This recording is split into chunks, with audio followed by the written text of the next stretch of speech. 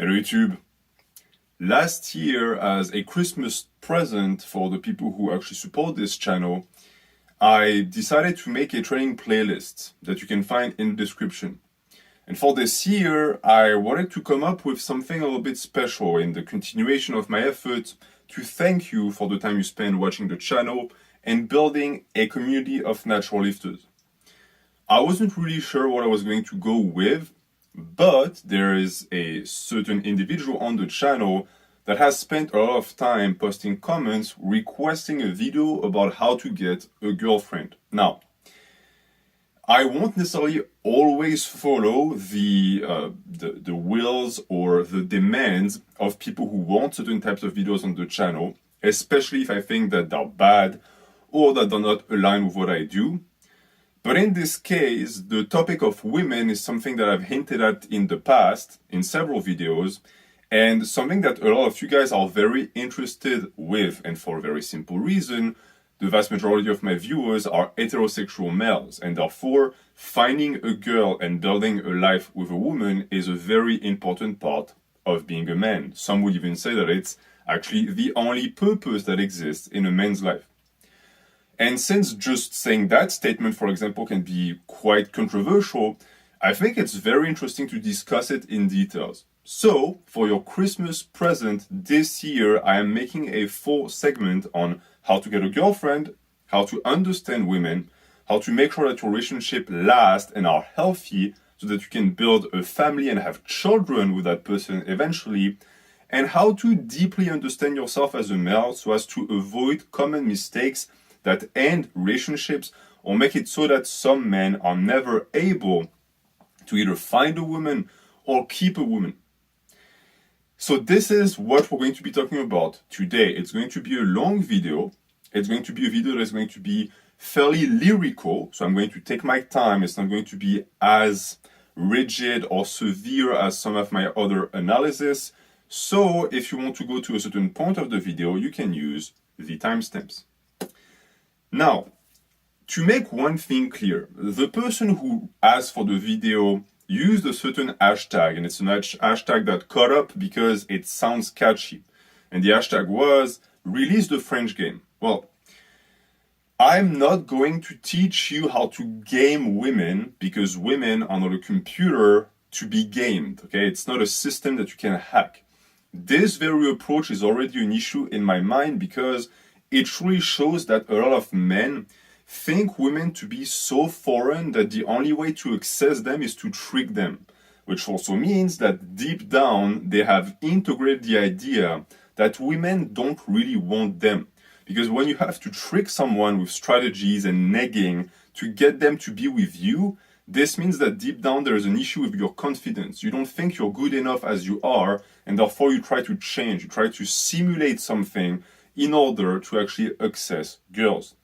That will not be necessary because I will not be sharing any game with you, as I have personally no game whatsoever. Now, usually when you say you have no game, people assume it means that you're not good with women. Actually, quite the opposite. I'm fairly gifted when it comes to talking to women. I understand women on a fairly deep level, and I've always been very successful when it comes to dating, at least past my teenagehood.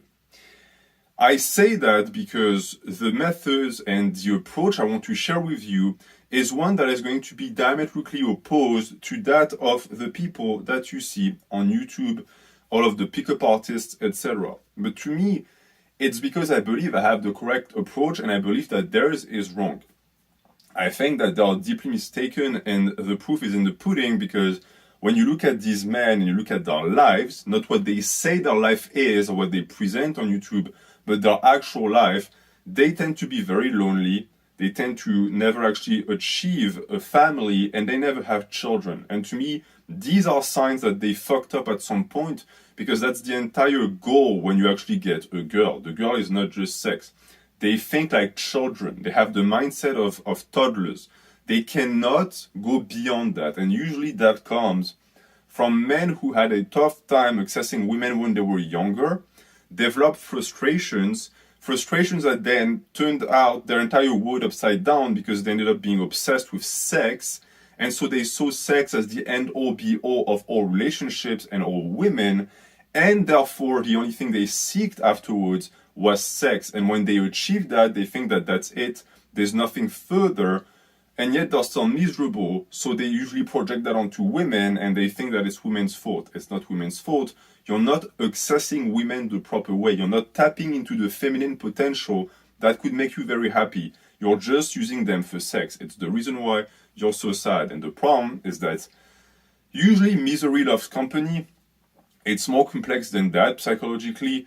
These types are not spreading their misinformation in order to make other men miserable. Usually what is happening instead is that they are trying to cope with their own problems by making it so that they present their life as the life that a man should live, and it allows them to sleep at night. They feel better about themselves. The problem is that they damage the life of young men when they do that. And since young men are going to also have a very shallow understanding of what women are, it usually works, right? Because when you're 14 and some like 20-year-old tells you that he can teach you how to pick up women like this, it's attractive to you. But it should be a wake-up call for the guy, because he's on the same intellectual level as a 14-year-old. Because usually the communities of these people are either children, teenagers, or bitter men like themselves. And this is what I want you to do when you take advice from people. It's for everything in life, but especially for women. If you're going to listen to a man's advice about how to get girls, etc., look at their station in life and what they have and what they want, and then assess if that's something that you want too. Most pickup artists, again, are without wife, without children, and their life surrounding and the entire dating thing and the pickup thing is quite sad. Do you want that? Is that the type of life that you want? Do you want the life of a bachelor? I can tell you, and I will get back to it because it's going to be a main theme of the video, that a life of promiscuity and of casual sex is not a life that is going to lead you to happiness. If you are a teenager, it's not going to be something you want to hear because right now you're obsessed with sex. But I can tell you that if your development was never poisoned by these types, you would have realized that at some point. And I hope I can be the voice that allows you to swerve around all of that misinformation and actually pursue your actual calling in life, which is making so that your masculinity eventually is paired with femininity so that you can actually create a whole. We'll get back to the topic of these two notions later on as well. Now, since I just told you that, this also means that you must know where I'm coming from before I discuss it. So, I'm going to be fully transparent and tell you exactly what I am. Not who I am, because it's not going to be needed. I'm not going to disclose much of my life in this video, but you just need to understand what I do and what I'm about to get where I'm coming from and what my advice is going to be. So, I'm someone personally who had a very tough time with girls growing up, mainly because I wasn't sure whether I liked them or not. I wasn't sexually oriented at all when I was younger. I had other focuses. And I started to realize my attraction to women when I was maybe 15 or 16, when my puberty started actually. But it took still a few years for me to then biologically, hormonally feel attracted to women. So I really started getting interested when I was 19, 20, which is very old. And by that time, most of my friends were already way past their virginity. They had multiple girlfriends and I had zero. So I started with a lot of luggage, and the problem is that that type of luggage made me too rash and my approach to women wasn't the correct one. I was too direct, I made many mistakes, but these mistakes helped me learn. Because at no point did I think it was women's fault. I perfectly understood that in this case, it was my fault. It was my approach that was wrong. So I want to teach you also how to get a girlfriend the proper way, how to approach women the proper way, which is not shared openly on this platform or others. After that, it led to a certain phase of my life where I was what some would call a slayer, where I had many women, I was seeing many women at the same time, and I was using these women for sexual relationships. It's the only thing I was really doing with them. I wasn't dating any of them, but I wasn't putting up firm boundaries. So a lot of them thought that they could eventually secure me if they gave me sex, which never happened, which also damaged the lives of these women, which is entirely my fault. And this phase lasted me for, I think, 2 or 3 years, where I couldn't understand why I wasn't happy, because I was getting everything I ever wanted, right? Women loved me. I could have as much sex as I wanted. Again, I was seeing 3, 4 beautiful women in the same week, but it was never fulfilling that deeply rooted need that I felt should have been fulfilled by this. And the reason why I felt like this is because culture in general had told me that it was the way to go, right? You're young, you're a man, you should go out, you should see as many women as possible, you should seduce them, etc. To me, it doesn't work like that. And I think that for you, it doesn't work like that either, because I have had many friends who are like this. I also know older men who are like this, who are still bachelors in their 40s or 50s. All of these men are miserable. That's the one thing they have in common. And yet they have had hundreds of sexual partners, but it has never made them truly happy. It made them happy in the instant, and it's something I realized as well, and why I want to warn you against the pursuit of a woman just for the sake of sex. It always, of course, is going to feel good, and there's going to be a part of you that is going to feel like you're on top of the world because you conquered. You managed to seduce a beautiful woman and convince her to have sex with you. Great, you had a good time. But after that, what comes? Well, what comes most time is the void. It's emptiness, it's nothing. You're going to be in bed near someone who you feel nothing for, and it breaks something in you. The more you do that, the more you repeat that cycle, the more you are starting to trap yourself into a lifestyle that is just going to make you more and more miserable and hollow inside. So, even though I personally wouldn't be able to tell you not to do it because I did it myself, I firmly believe that if you were to avoid the mistakes I made, you would be better off. So this is what this advice is going to be about today. It's coming from a guy who fucked up and eventually was redeemed, because now I am redeemed. The information I'm going to give you comes from a man who is now in a committed relationship for life, and by for life I mean until the day I am dead. And this is, to me, the station in my life where I've been the most happy and where I can see the most happiness in the future, because I am building something, a real thing, right, with a strong foundation. And I want you to build that thing as well. So this is advice coming from a guy who's mostly a monk in a committed, monogamous relationship where I'm deeply faithful, and I believe that this person is the person that is going to be with me for the rest of my life. I deeply hope that you can find that person as well. I know for a fact that that person exists for you somewhere. There is no way around that. But the question is, are you going to be able to find them? And are you going to be able to be the correct person when you find them, that it works out? Statistically, if you look at the world, there are billions of people. So there's tens of thousands of people on this earth that could be your soulmate. I don't buy into the notion that you have only one soulmate. That's nonsense. There's no such thing as a twin flame. There are tons of people who would fit your criteria and be very good for you. Tons of them. So don't start off by thinking, oh, there's no one for me. I did the same mistake when I was young. I couldn't relate to women. I couldn't create any connections, be it emotional or intellectual, with women. And that created resentment, and I thought that it was my fault.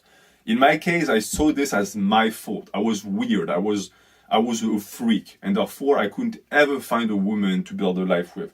I was, of course, deeply wrong, but it took time for me to understand it. What needed to change was the way I saw myself and the way I projected what was inside to the public, because I can tell you, and this is, again, the inner knowledge I have, that I have met women who could have been good partners for me, but I wasn't a good partner for them in the instant, so it never worked. Many men are like this. Many of the pickup artists, the incels are like this. The issue is not what they are. It's not who they are. It's not that they're born cursed. It's that they never actually managed to become the person they should be, and that is the person that would have been able to find a girl and build something. So today, I'm not going to spend too much time pointing the finger at women. I'm going to be pointing the finger at you because the problems come from you. But even though I say that, you will still be able to see that this video is going to share some fairly sexist, chauvinist, and sometimes even feminist mindsets into your face, because I don't like labels, I have my own beliefs, I make no apologies for them. To me, there are certain realities that need to be said, and if they are sexist, then so be it. They are, in my opinion, the reality. So I want to be able to share them with you. But as I said, I'm going to be sexist towards both men and women. I don't discriminate because I do. See, that's the entire subtlety of the entire question. I discriminate between men and women because men and women are not the same. And if you're going to discuss the two genders coming together to create a bond, then you have to be sexist because you cannot look at the two sides from the same lens or the same angle. It simply doesn't work. I know that this modern world is now hell-bent on presenting men and women as interchangeable. It is not true, and saying that is actually cruelty, and it's the reason why men and women don't really get along together anymore, is because of that. We are trying to just make everything flat. We're trying to equalize everything, and since we are simply not equal by birth, it doesn't function. A relationship between a man and a woman is based off of inequality. It doesn't mean that one dominates or the other one doesn't, but there are power relations to take into account, and they are directly linked to gender. So it's what we're going to get into today with this discussion about how to get a girlfriend, healthy relationships, and how to have self-control in said relationships. As I just said, the approach is going to be focused on the biological, but not just that. Because to me, if you're going to discuss women, you need to look at them as creations of science, so of evolution, what they were at the beginning and what they have become through time. But you cannot stop there. See, many incels, many men going their own way, pick-up artists, whatever, they want to reduce women to their meanest and simplest expression, which is the biological, because it makes it easier to understand. And they also rightfully say that the cultural approach to seducing women doesn't work because too much of culture has been poisoned by people who either want to separate men and women or who have absolutely no idea what they're talking about. It's the reason why I told you to be very careful when you take advice from people. Look at their life. Make sure that they actually know what they're talking about. Since getting girls is a very important marker of success as a man, many men lie about getting women. It's the reason why, again, you've heard that old saying. If you ask a guy how many girls he banged, you can divide the number by 4. And if you ask a girl how many men she fucked, you can multiply the number by 4. It's because for men, it's seen as a good thing to have many partners, and for women, it's the opposite. This is a distinction that is linked in the biological.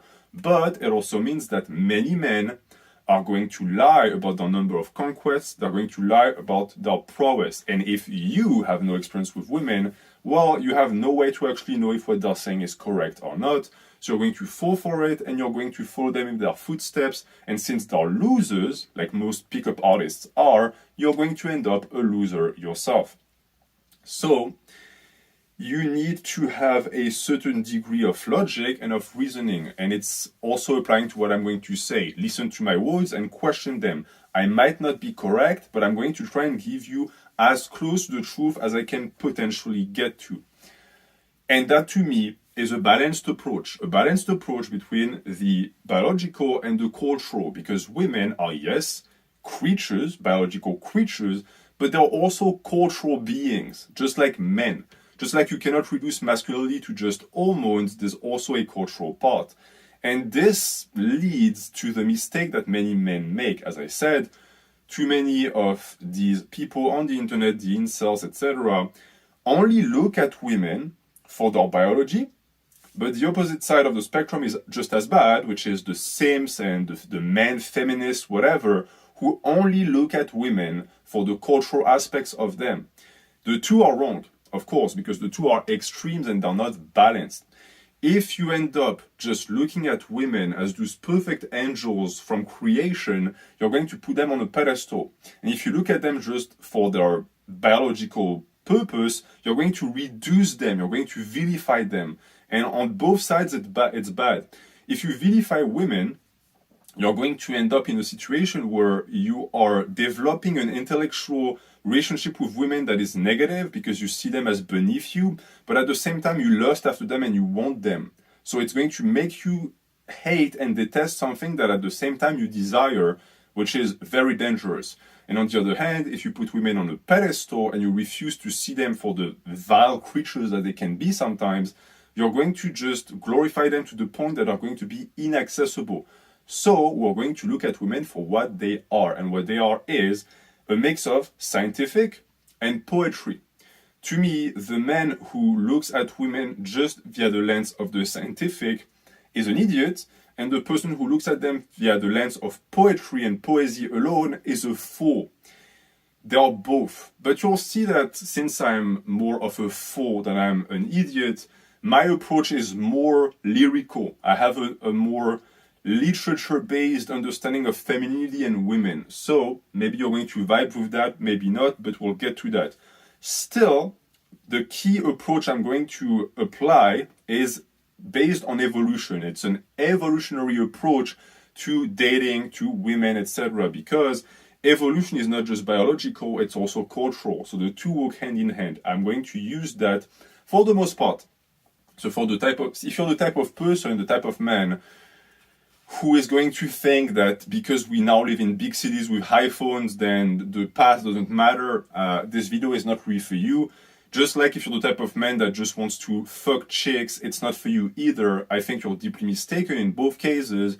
I respect your mistakes. To me, it is just not the proper approach. You need to find a woman to build something with her, not just fuck her, and to do that, you need to understand what women are, not who they are. Who they are doesn't matter. There's too many women on this planet. You can't know who they are individually, but you can know what they are. And I know that statement makes some people scream because they think it's sexist and generalizing all women. Well, all women are cut from the same cloth. They're all women, just like all men have similar traits. It's important to know these traits because if you want to understand women globally, you cannot take the time to learn them one by one. You need to know what they are before you start to learn who they are.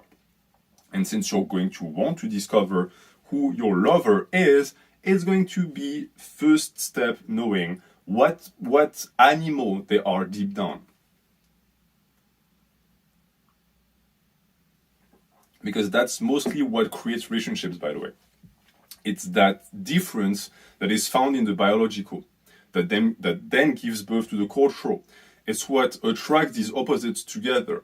It's also the reason why this modern era that is trying to turn men into women and men into men is so dangerous. And the reason why people have less and less relationships, less and less children, is because we are becoming less attractive for one another.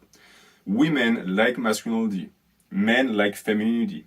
If men start to lack in masculinity and women start to lack in femininity, we're not going to be as attractive to one another, and that is terrifying because it could lead to the destruction and death of the species. We're not there yet, but we're slowly moving towards that. Even though there are more and more people on this planet, you will see that we will reach at some point the breaking point. For now, it's just really in the West, but the problem is that that type of poisonous cultural corruption spreads. I'm not going to spend too much time on it, but that's where I'm coming from. So, the drive to reproduce is going to be taken into account because it's the main reason why men and women get together, and the cultural layers will be slapped on top of it afterwards with the discussion of the masculine and the feminine, which are notions that are also very contentious. Many people don't agree with what they are. I'm going to give you my plain understanding of what both of these things are. To me, again, keep in mind that you can be a woman and have some masculine traits, and you can be a man and have some feminine traits. It's not necessarily bad, but I think that saying that there is no such thing as a masculine or feminine trait is extremely dangerous because that's not true. We have social standards and we arbitrarily assigned characteristics to men and women that are just linked to their character, but these come from biology. So at the end of the day, they're deeply linked with biological gender. It is impossible to argue against that. People who think that gender is a social construct need to go back to 3rd grade to learn some basic biology. Okay. So we're going to discuss women as creatures. I am going to use terms that are going to be a little bit upsetting for some. I don't really care, because you need to understand the beast that they are so that you can understand the beast that you are. You have a deeper understanding of what you are as a creature, as a man, I hope. But I'm still going to teach you some things today, because some men are not 100% certain or even aware of what they are. Not who they are, but I have noticed that many people who don't know what they are also don't know who they are, because biological identity is linked to cultural identity. So it's going to be un effet qui se coule, as we say in French. It's going to be killing 2 birds with 1 stone. You're going to learn about women, and by learning about women, you're going to learn about yourself. Which is also why, if you're a chick and you're watching this for some reason, maybe you're a lesbian, it's also going to help you, because you're going to understand men, what men are. And if you understand men, you're going to have an easier time getting a boyfriend. So it also works in a sense. All right, let's get into the topic. How to get a girlfriend. We're going to start with that. It's the title of the video. It's why you clicked. First off, I want you to think about why you want a girlfriend in the first place. It might sound stupid, but it's very important that you actually take the time to understand why. Because your intent is everything. Intent in life is everything. When you do something, you need to know why you're doing it. If you don't know why, you are most likely going to mess up at some point. You need to have the end goal in mind. And the thing with getting a girlfriend is that it is a cultural thing now. Meaning that it's in shows, you discuss that with your friend all the time, you discuss women all the time. So some of you are going to be peer pressured into caring about girls when deep down you don't. And I know that I was like that, where I was maybe like first, second year of high school, and my friends were saying like, oh, look at the ass on that one, and look at her boobs, and I was like, oh yeah, amazing. And in my head I was thinking about like playing Pokemon and swimming or stuff like this. I knew I should have cared, but I didn't at the time.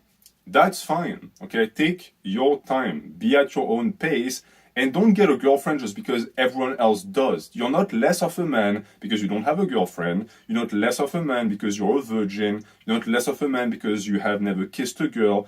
It's fine. I know that many men obsess over that and it makes them miserable. You go on forums and you have people saying, oh, I'm a kissless virgin and I never held a woman's hand. That's fine. I'm here to tell you it's fine. I think my first kiss, a real like sexually charged kiss, was when I was maybe 20. In my 20s. And then I lost my virginity when I was 21. And now I'm 27 and I am committed with a woman and I'm going to have children with her. So don't worry about all of that stuff. Don't think that just because you had a slow start, it's the end for you. It's not. But that frustration and that hatred you've developed towards your own self, because of it, might be the death of you, because it's going to prevent you from actually moving forward. So move forward always and keep your intent in mind. After that, you need to think about the type of companionship that you are seeking. Once you have said, okay, yes, I do want a girlfriend. All right. Well, we all want a girlfriend or woman for the same reason. It's for companionship. But there are many categories and many different types of companionship. The first one and the most obvious being lust. Many teenagers want a girlfriend because they want to fuck her. There's nothing wrong with that, okay? I'm not the type of guy who is going to tell you that sex is bad. Sex is beautiful. Sex is sacred. Sex is a human need. And with sex comes a plethora of other things. Touch, intimacy, the ability to trust someone with your body. All of that is incredibly important. Men, a lot of men don't realize it, but what they call lust in reality encapsulates those 3 aspects. The most important one being touch. Many men don't realize it. What they want is not some dick to swallow their It's not some chick to swallow their dick whole. What they want is a girl to touch them, to actually put their hands on them, to hug them.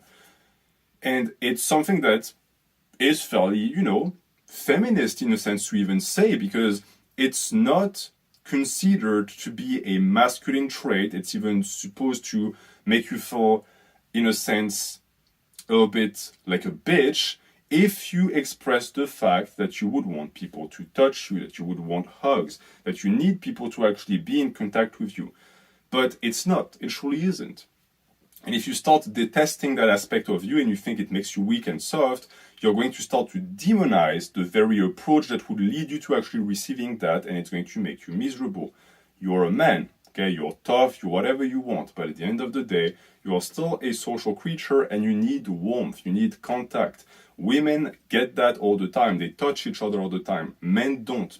So that might be what you think is lust. What is pushing you towards women is not just the want to empty your balls, it's the need for intimacy, and that is perfectly normal. I will not shun you for that. You're not a bad person for wanting that, but you need to be able to know it. Because it's going to help you distinguish in your head between that or just primal lust, that is sexual drive. Some men are like that. Some men just want women to fuck them. And in that case, the question I have for you is, isn't your hand enough? If you're just going to use a woman as a fleshlight, why don't you just jerk off? Because at the end of the day, you wouldn't get from sex what you should be getting from it, which is intimacy. If that's the case, you need to reassess. You need to take some steps back and think about it. Because if you start doing that, you're going to end up in the situation I was. And in my case, as I said, like many men, I thought I wanted sex for sex sake. What I wanted instead was a connection with someone. But because I was never able to see beyond the sex, I would just have sex with random women and then feel nothing and then do it again, hoping, okay, next time it'll work. Well, it never did because I was always keeping it physical.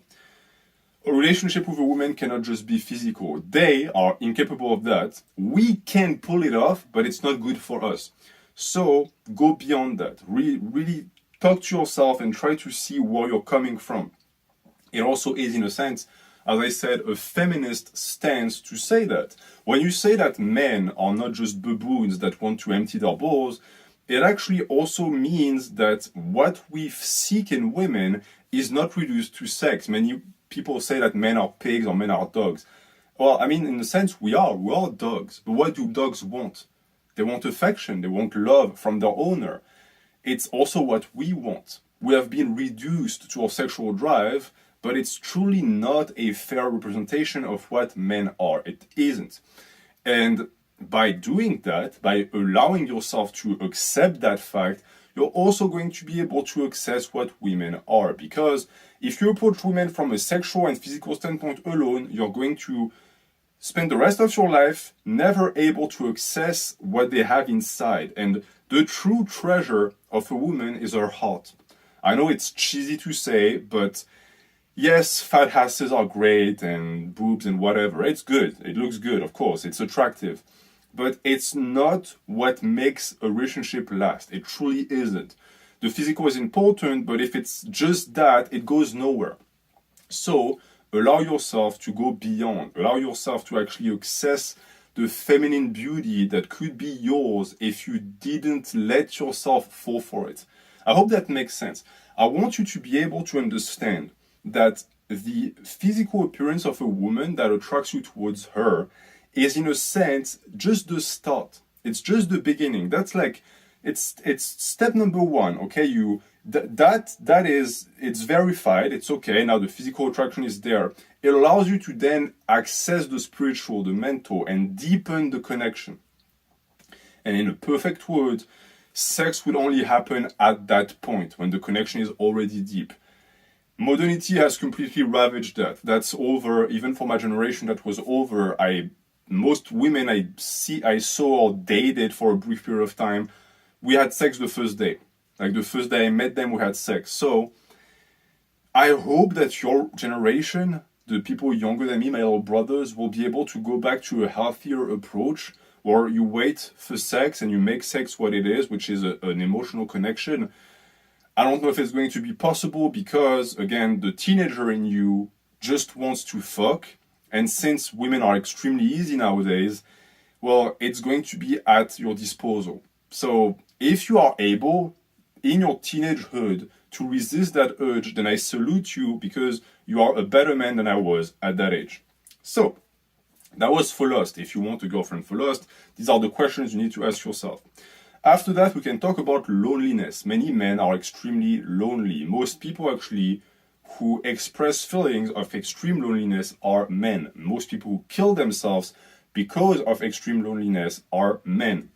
This is also not something to be ashamed of. You are lonely because you're a social creature.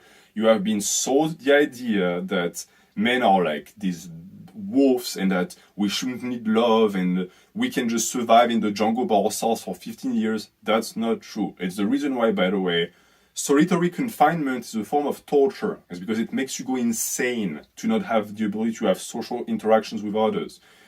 And even men who are outliers in terms of that suffer from it. I am personally an extreme loner and a monk, and yet I can remember and think back to periods of my life when I spent maybe 5-6 days without talking or touching another human, and I was starting to go insane. The person without me was receding and the animal was taking more and more space. And I saw that it wasn't good. I was slowly losing my mind. So you might be in that situation as well. And the worst thing is that you are being told by society as a whole that because you can't get a girl, you are a failure as a man, and it makes you feel even worse. It's a very vicious cycle that is just making you dig your own grave and you will never see the light again. Accepting that is the first step, okay?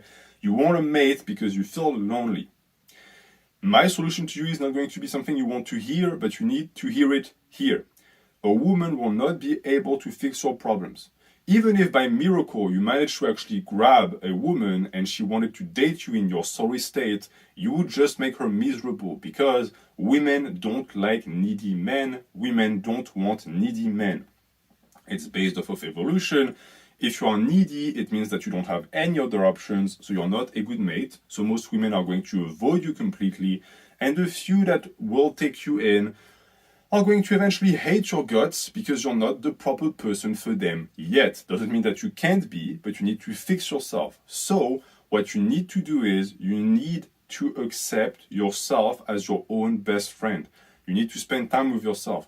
You are alone, but you're never truly spending time with yourself, and that is a problem. Your mind is constantly wishing and fantasizing about other people, about other women. You will stay in that state of dream-like existence until you spend the rough and tough time to actually talk to your own self and discover who you are. And at that point, you can seek social interactions. But trying to find a girlfriend to complete who you are and make you feel happy is not going to work. I can tell you that it has never ever worked. And even if it did, what happens when the girl leaves? What happens when the relationship breaks down? You're going to go right back down to that deep dark hole. So it's not sustainable.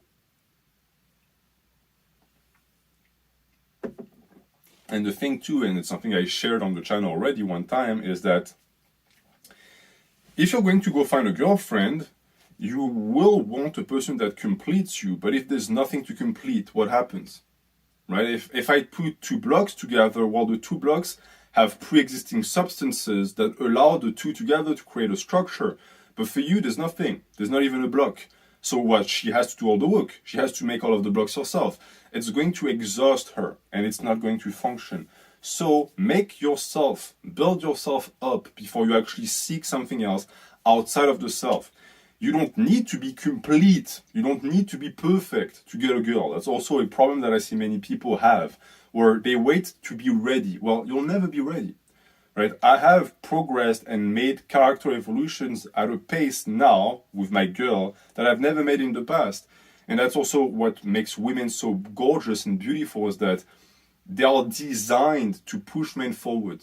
If you find a good woman, she will make you progress. That also means that you need to make sure that you don't find a woman that stabilizes you or makes you regress. Many women are also like that.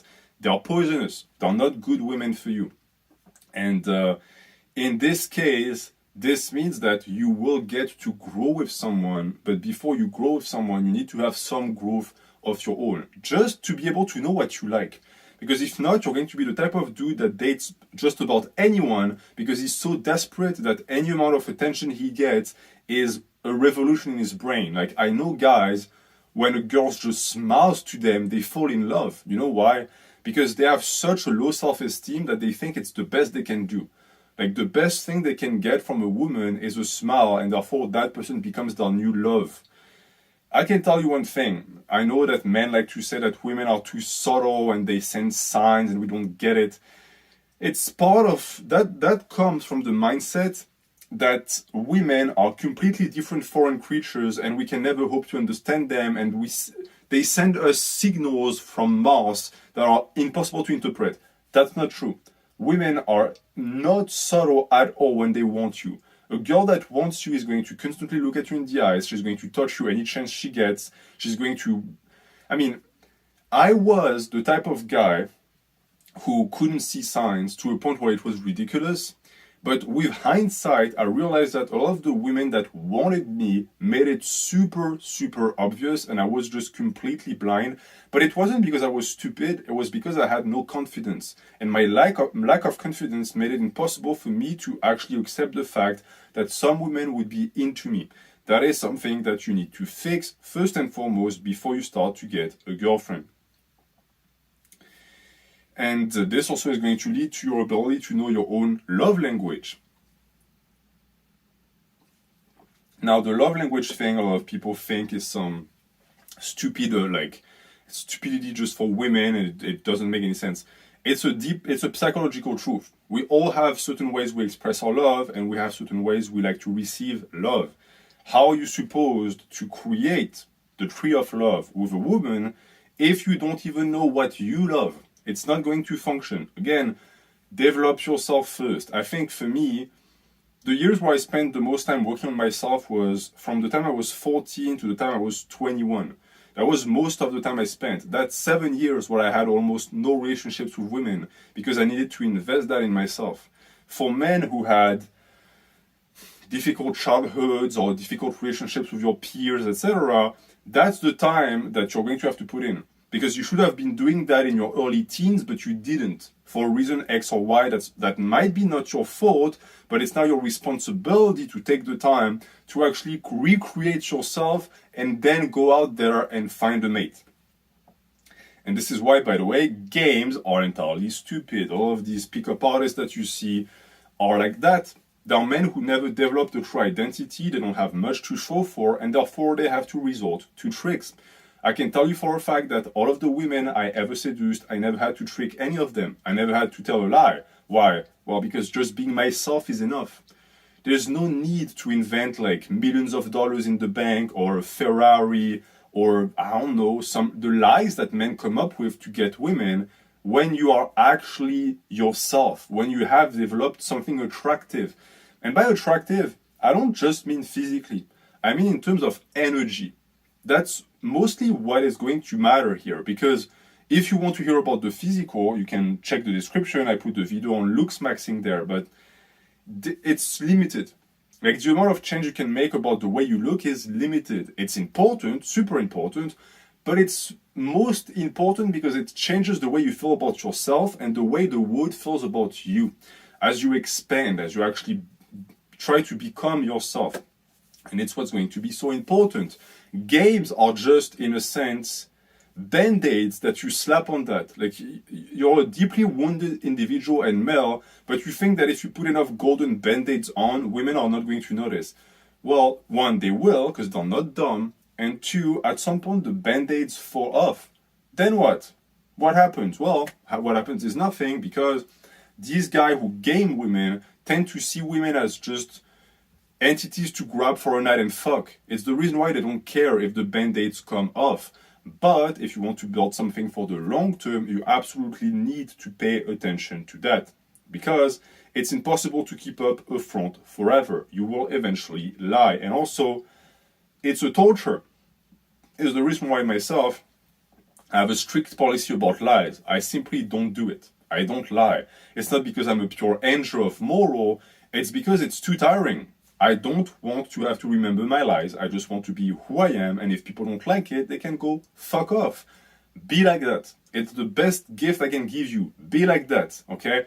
Stop trying to invent who you are. Reinvent it instead. Put in the work. I know that it's tempting to just lie because I used to be like that. I used to be the guy who felt bad about himself and had nothing to say, so I invented stories. But the thing is that these stories just, they pile up on top of one another and then you carry them on your shoulders. I was lucky enough that at some point I was able to shrug them off, but some men never do, and they just, it weighs on them. And you see that a ton with the insult and the forums about women are evil and they are, I got married one time and it ruined my life. All of these men are the same. There are guys who at some point or the other had a bad encounter with a woman, one woman, and then they try to make this the entire experience of the planet. Like every woman is like that, and it's because they have confused who women are individually and what they are. They're confusing cultural and biological. As a whole, women are not witches that are going to go after your money and suck you dry and then leave you for dead. That's not what they are. It's actually the complete opposite of what they are. What I just described right now is toxic femininity. It's the exact opposite of femininity, which is the nurture, the ability to create life. We'll get back to that later. I'm getting a bit ahead of myself, but it's important that you keep that in mind. The games don't function. The people who push the games have to push the games because it's the one thing that they have, because their identity is incomplete.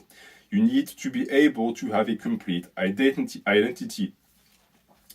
And the complete identity is going to be important, especially if you want to avoid bad relationships. As I said, all of these men, and that's especially prevalent in the men going their own way movement, were men with weak identities who were vampirized by a woman that actually preyed off of that weak identity. And then, after they got fucked over, instead of thinking, okay, the problem was me, I'm the one who attracted that creature into my life, that creature that damaged me. Instead, they think, oh no, it's women. Like, womankind is the worst and it's not my fault. No, it's your fault. It's like women who date a bad boy and they get beaten up or whatever. It's the woman's fault. She's the one who selected that mate. She's the one who didn't have the proper filter put in place. Now, can we say that she deserves it? No, but hopefully she will learn. And hopefully men that have bad relationships with certain women will learn as well that the problem came from them. It's your identity that's the problem. And it's something I want to insist on because when we're discussing how to get a girlfriend, your identity is key to be able to find a good mate, but also to preserve yourself. A relationship is supposed to be something that enriches your life. If it makes it worse, what even is the point? Many people don't get that. Like I said, it sounds obvious. Many people do not get that, especially women. Women are especially bad about it. And it's the reason why I say also, and I said, that you need to take your time and think about why you want a girlfriend and not rush into it. Because if you're going to actually build something with the person, you're going to spend time with them, and that's time you're not spending with yourself. So if you don't have a strong identity to start with, guess what happens? Your identity starts to develop alongside the other. You are like a vine that is growing intertwined with another vine. What happens when you try to separate the two? You can't. You break something. And I have seen that, as I said, especially in women. I know several women who dated too young, when they were 14 or 15, stayed with a guy for like 3 years, and when the guy broke up, they were shattered. And what I mean shattered, I mean that these women now today are in their 30s and they haven't recovered yet. They still hate men or distrust men, and by default it means they distrust themselves because they deeply desire a relationship with the other gender, but they can't bring themselves to it because they were betrayed once. The reason why they were betrayed is because their identity was too weak. And when your identity is weak and you develop it with someone else, if the person at some point shoves you away, what they do is they also shatter the common identity. A couple is not an entity. Okay, a couple is two people. It's two individuals. When it stops being two individuals, it's when it becomes toxic. It's when you become codependent. And you will see that there is a fine line to it because it's important to be able to, of course, relate to your partner and to feel like you're almost melting together with them, but never to the point where your individuality disappears. I can tell you that sometimes I'm with my partner and it feels like we're one person because we're so connected.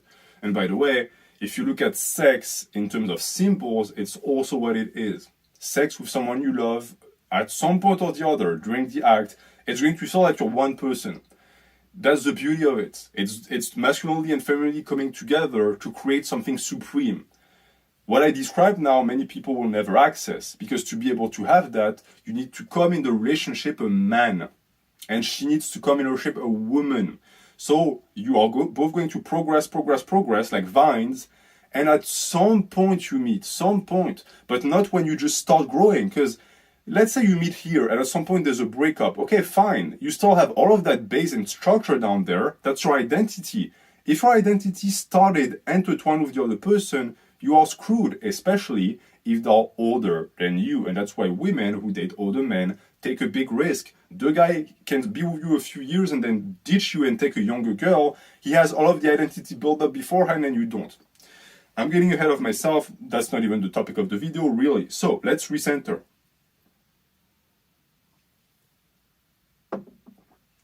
As I said, a dependent identity is dangerous and toxic. On top of that, women do not like dependence, so it's for your best benefit to have a strong individuality before you start chasing girls. And as I said previously also, if you're just getting a girlfriend to follow social norms, you are going to find that it's going to push you towards getting one too early. I don't have a specific arbitrary age to give you, but I would say that you should start dating lightly when you're around 16, 17.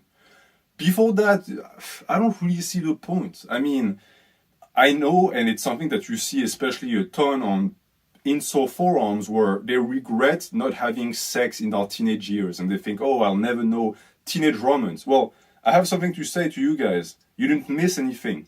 Teenage romance sucks. It's boring because it's just two people who have not developed yet, and therefore they have nothing to offer to one another.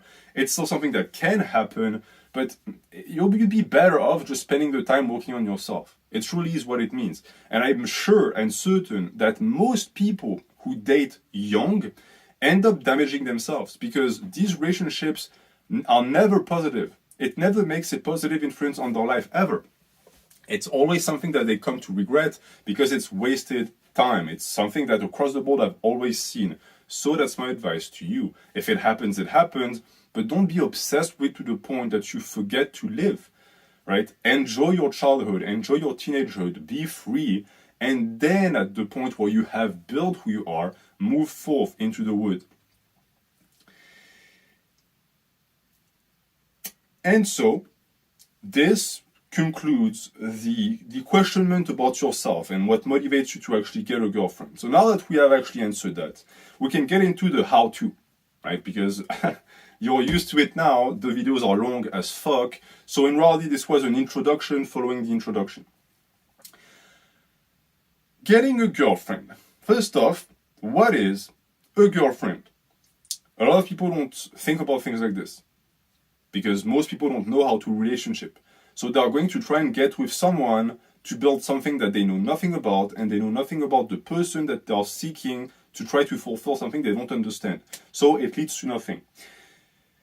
The discussion about what a girlfriend is very simple. A girlfriend is a potential lifelong mate. That's what it is. It's a potential wife, if you want to use the institutionalized nomination of what we call a lifelong mate nowadays. It's your spouse.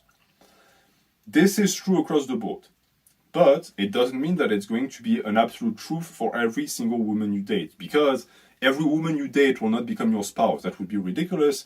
It's a mistake that many men make, who then marry their high school sweetheart. You don't know shit about the wood. This is the first woman you ever met. It's a terrible idea to just settle for her. I say that because it also leads to me telling you that I am personally not against the idea of having multiple sexual partners, as long as it takes place within committed relationships. That is the key of it. If you have sex with like 10 women in your life, but you dated the 10 women and you were trying to build something with them and it just ended up not working, I'm fine with it. But don't be like me. Don't be like me. I've had sex with so many women I can count, but only one of them I built something with. All of the others were just for sex, and they just damaged me. I truly think that, there's the meme about the body count, like how many people you fucked. I think it's very appropriate to call it a body count because these are skeletons in your closet. These are things that are going to weight you down. If the sex happens in committed relationship instead, it's a net positive because it's healthier, right? It's an emotional connection that creates something. For me, I've always found that casual sex destroys. I've always felt more empty after, and also the constant chase of casual sex made me a worse person. It truly did. I was developing certain mean streaks. I was starting to even look down on love because, of course, I was constantly making fun of love because sex is the ultimate expression of it. But I was having sex with people I didn't love. So I was degrading my own ability to love. And that's the truth. A lot of the bachelors that have random sex with tons of women and they're in their 30s or 40s, they might be to a point where they will never be able to actually find a lifelong mate because they're too damaged. And it's the same with women, by the way. Women who have tons of partners and then think like, oh, I can't find a good man. Well, it's because you're not a good woman. You ruined yourself. So now you can't find someone that would see you as gold because you're not. And it's awful to say things like this, but I think that if we were to say it, most people and more people will realize it and not make the same mistakes. You need to preserve yourself. If it means no sex before marriage, you do you. I don't think it's the best because sexual compatibility is very important because, as I said, it's an expression of love. So, dating people, having sex with them, etc., is all part of that selection process. And you're going to weed out the ones that don't make it. And women do the same thing. A woman can have sex with 10 men in like 5 years, as long as she actually vetted them all and thought, okay, this one doesn't work and this one doesn't work, it's fine. The sex is going to happen at some point of the relationship or the other, when you guys fall close enough together. So it's natural, right? Again, I will not tell you to not fall for sex or to shame your own sexual drive. It's not the point. I expressed that in the NoFap video. It's perfectly normal to feel attracted to women who are built for that. Now you need to understand why you're attracted and make good use of it. Understand it. And not all women pan out, of course, or else we'll all have 15 women. But if you're being serious about the selection process, you will find that you will not have so many of them who end up being duds. All of my relationships were duds, and I was lying to myself saying, oh, well, she's not good for me. Nah, she could have been good for me. I wasn't good to her or for her because I was using these women. So I never gave myself the chance to actually find what could have connected us because I stopped at just sex. And I was lucky to be, in a sense, dragged out of that by a very courageous woman who understood what I could be. She saw my potential and she was willing to dig all of the shit that I had piled on top of me to access the gold. But she could have well not done it, right? I owe her a lot because she saved my ass in reality. I was heading down a dangerous path. You might not encounter such a gorgeous and wonderful woman in your life. You might not be as lucky as I was. So you're going to have to save yourself, and to do that, you need to just not make the same mistakes I made, and that is part of it. Be serious, okay? Life is more than just getting pussy, okay? I know that women have started doing that. I do not understand why. Actually, no, I do understand. It's because of feminism, but too many women reduce themselves to their pussy. Like they say, oh, I have that good pussy and I'm good in bed. Like, okay, is that all you are? Because that's biological. That's you were born with this. It's not interesting. It's not important. It's the reason why sex workers are pathetic. They're using something that takes no effort to make money. There's no respectability in that. There's no respectability in being a woman and being attractive just because you have big boobs and a fat ass. Like, nature gave you that. What can you put on the table beyond that? Because the thing too is that we will get to a point where these traits will be replicable via artificial intelligence. It's already almost the case, meaning that a lot of men are getting that, all of the gorgeous women, via porn. But does it fulfill them? Does it make them happy? No. Does it make the women happy? No, because they're not getting the men either. Or the men they're getting are just using them. And that's also part of the discussion, right? You will meet women who have been brainwashed the same way you have been brainwashed into you just wanting sex, and then just constantly using the attributes to attract men, and then they are going to be sad because the only thing they get is sex.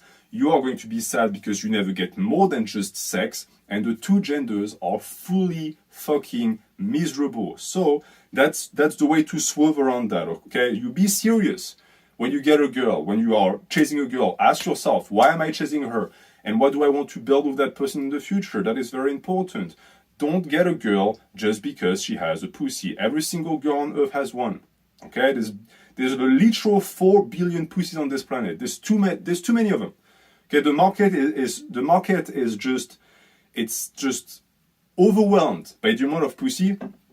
And again, you might not believe me when I tell you that, but we live in the day and age where getting laid is the easiest it's ever been. For some men. Some people say the top 10%, some people say the top 5%, who cares? It's true that the hypersexualization of society and hypergamy is being pushed to the point that it's sort of like money in a sense. The top 5% of men get more and more girls, and the rest, the bottom 95%, get almost none. The thing is that this makes no one happy, right? Because even the top 5% of men are not happy because of that, because just sex doesn't make you happy. The only way to fix this situation is to see beyond that, to see beyond just the sex. And that is going to be tough, because the advice I give you is not what most people tell you to do, especially when talking to teenagers. I understand right now that what I'm doing is the equivalent of pissing in a violin, as we say in my language. Je pisse dans un violon. I'm telling teenage boys to not focus so much on sex and to see beyond the boobs and the ass. It's an impossibility, right? It's like trying to teach a cat how to play the piano. Good luck, right? That cat is not going to hold a concert anytime soon. But it's still worth trying, because I know that deep down it's what works, it's what's functioning. So, women are more than just their bodies, even if they objectify themselves, which they're doing more and more, while at the same time being empowered, which is, of course, total fucking bullshit. It's your responsibility as a man to try and find a good one.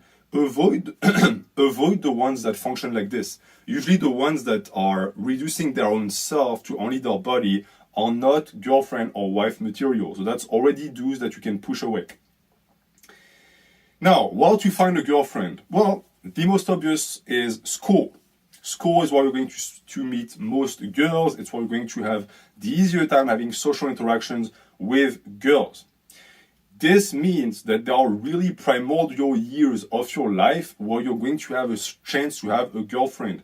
If you go to college, it means that between the age of 14, around that time where you start getting interested in girls, and the age of 22, 23, that's where you will meet the most women in real life.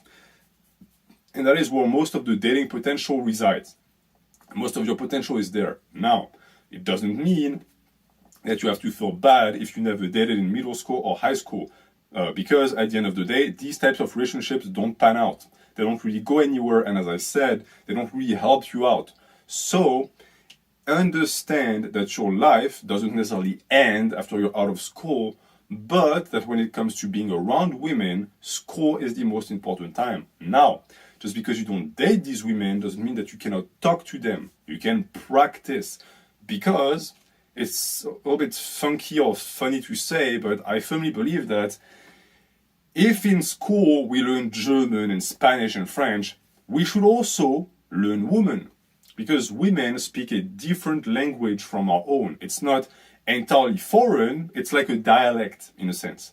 And learning that language, learning how to hear it, interpret it, and then speak it is incredibly important. A man that can speak woman is going to have a very easy time in life. And that is a skill that, just like any language acquisition, is easier to learn while you're young. So, instead of focusing so intently on dating these chicks when you're young, try to talk to them. Try to develop the ability to connect with them and to see them for what they are, which is humans. Girls are not different to the point where we cannot get them or talk to them. Many men are petrified of women. They're afraid of women even because they think they're so different and they think, oh, I will never be able to relate. That's not true. That's what you told yourself, but that is certainly not true. And it's going to lead to either hatred, like with the incels, or blind love, like the simps. And guess what? These two don't work. These two don't function because they're not aligned with what women truly are. Get to know them. Get to discover women. When you get a girlfriend, it's going to be a big part of the relationship. It's you discovering who she is. It's also a lot of the fun in those relationships. If you have actually a proper committed dating situation. So that's what school is going to be like. Now, hobbies. Hobbies is what's going to take the second biggest spot in your life when it comes to actually meeting women. The good thing with hobbies is that the girls that you meet have things in common with you. Most people I know that are my age, in committed relationships who are married with kids, met their partner at some sort of hobby or the other. Because it's where you have the highest compatibility. I'm sure that that's not a word. I've been using that word, but it's not a word. Compatibilité. C'est incroyable. C'est horrible. Okay, if someone remembers the name, I hate it when I can't find a word like this. Compatibility, I don't know. Okay, never mind. So, in those hobbies is where your chances are going to reside, which also means that it's going to encourage you to have social interactions. Many men who are stuck at, oh, I can't forget about getting a girlfriend, I can't even meet a girl. Well, it's because you're most likely a complete shut-in and you never go outside. Meet people. Doesn't necessarily mean that you want to go out just to date, but you love things, right? You're not just a guy in your bedroom that's just looking at the wall like this. Don't lie to yourself. You love things, you have passions. You might be ashamed of these passions, but there are people who won't be. So find your people. Find the people who love what you love. There might not be a ton of them, they might not even be women, but just being able to discuss with them, building social bonds is going to make it easier for you to get a girl eventually. And then you have the social settings I already described, but to me, the place you want to avoid at all costs is the social settings, the dating websites. Dating websites are the pits. It's the worst of the worst. To get women, many men resort to them because they cannot meet women outside, or at least they think that, and therefore they just go where women are, which is those websites like Tinder, etc. Now, if you observe these websites for a second, you will realize that they are deeply skewed towards women. They are completely created and structured around the ability of women to pick and choose, because just like marriage, and it's something I'm going to get to afterwards, institutions that either permit or allow the selection of mates tend to be skewed towards the ability of women to make the most of them. And that is something that I've always found. It is therefore very dangerous for males to enter these environments because there is an imbalance of power, an inherent imbalance of power. And the thing is that this imbalance is already there in real life. Women have a much easier time finding a mate. It's easier for a woman to go through a selection process because they have a ton of choice.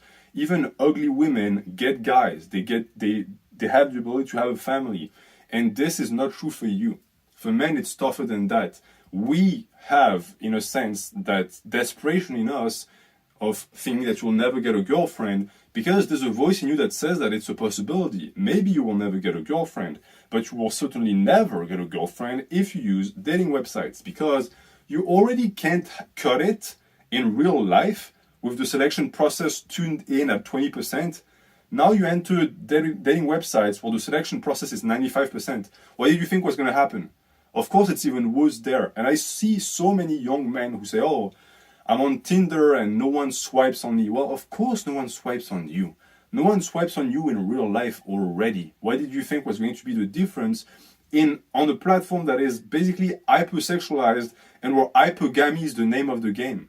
It's just not working. So vacate these websites as fast as possible. I know that they have women. The women on these websites you don't want. I'll be honest with you, girls that use Tinder tend to not be girlfriend or wife material, because they tend to be girls who are deeply addicted to attention. They need their fix of attention, and they have started to integrate the idea that they're like queen bees because they have beta orbiters all around their hips and their waist, and so their brain is completely mush. They've been brainwashed by this amount of attention. These are the women that are going to eventually wake up one day and realize that they have damaged themselves beyond repair and they're not a suitable mate anymore. It's their problem. If they can't see it before it happens, too bad for them. But for you, don't participate in that system. Don't feed it. It just simply doesn't function. And I'm sure some people will tell me that they met their significant other on a dating website. Good for you. You are what is known as an exception. But these websites are truly terrible for the dating world as a whole. There's a lot of things to say about these websites. I don't want to spend too much time on it, but I highly discourage you from going on them. Favor the real world and the connection with others. Also because it's going to actually fulfill that need for connection that you are. Need that cannot be fulfilled by the internet. Again, many of these incels end up on these forums because it's the only consolation that they have, but this only makes it worse because it never makes them feel better. They're surrounded by people who are just as toxic and negative and down on their luck, so it's a cycle that repeats itself where it's like a dark hole of negativity, and the only escape from that is real life. Internet can be a blessing. Right now you hear me through the internet, but it can also be a curse, and it has truly damaged the relationship between men and women to a great extent because these relationships only happen in real life. They cannot happen online.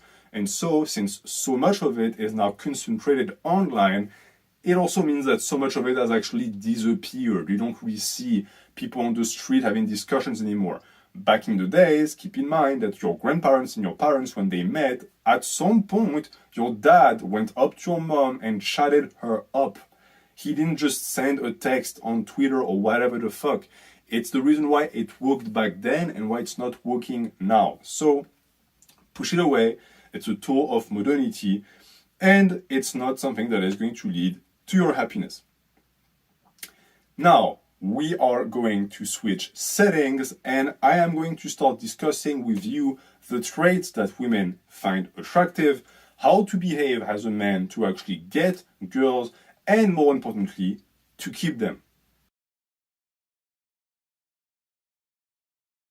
In the second part, I'm mostly going to be talking about the psychology surrounding women, what you need to know about them, and really what you need to think about to understand them and be more attractive in their eyes, because it's a game of understanding. If you don't get what women are, you're going to have problems. And many men are like this, where they know what they like, but they are not sure what women like, and so they just make do with whatever they have, which is their own preferences, and they project. And you see that mostly on incel or red pill forums who think that they have attained the truth about what women are, but really what they're discussing is what they themselves are. They never really talk about women. They discuss men projection onto women, and that is simply not the way to actually be attractive in their eyes. So, there are a few things to keep in mind when you're going to try and attract a girl, or you have a girl that you like and you want to make her your girlfriend. And these are the following.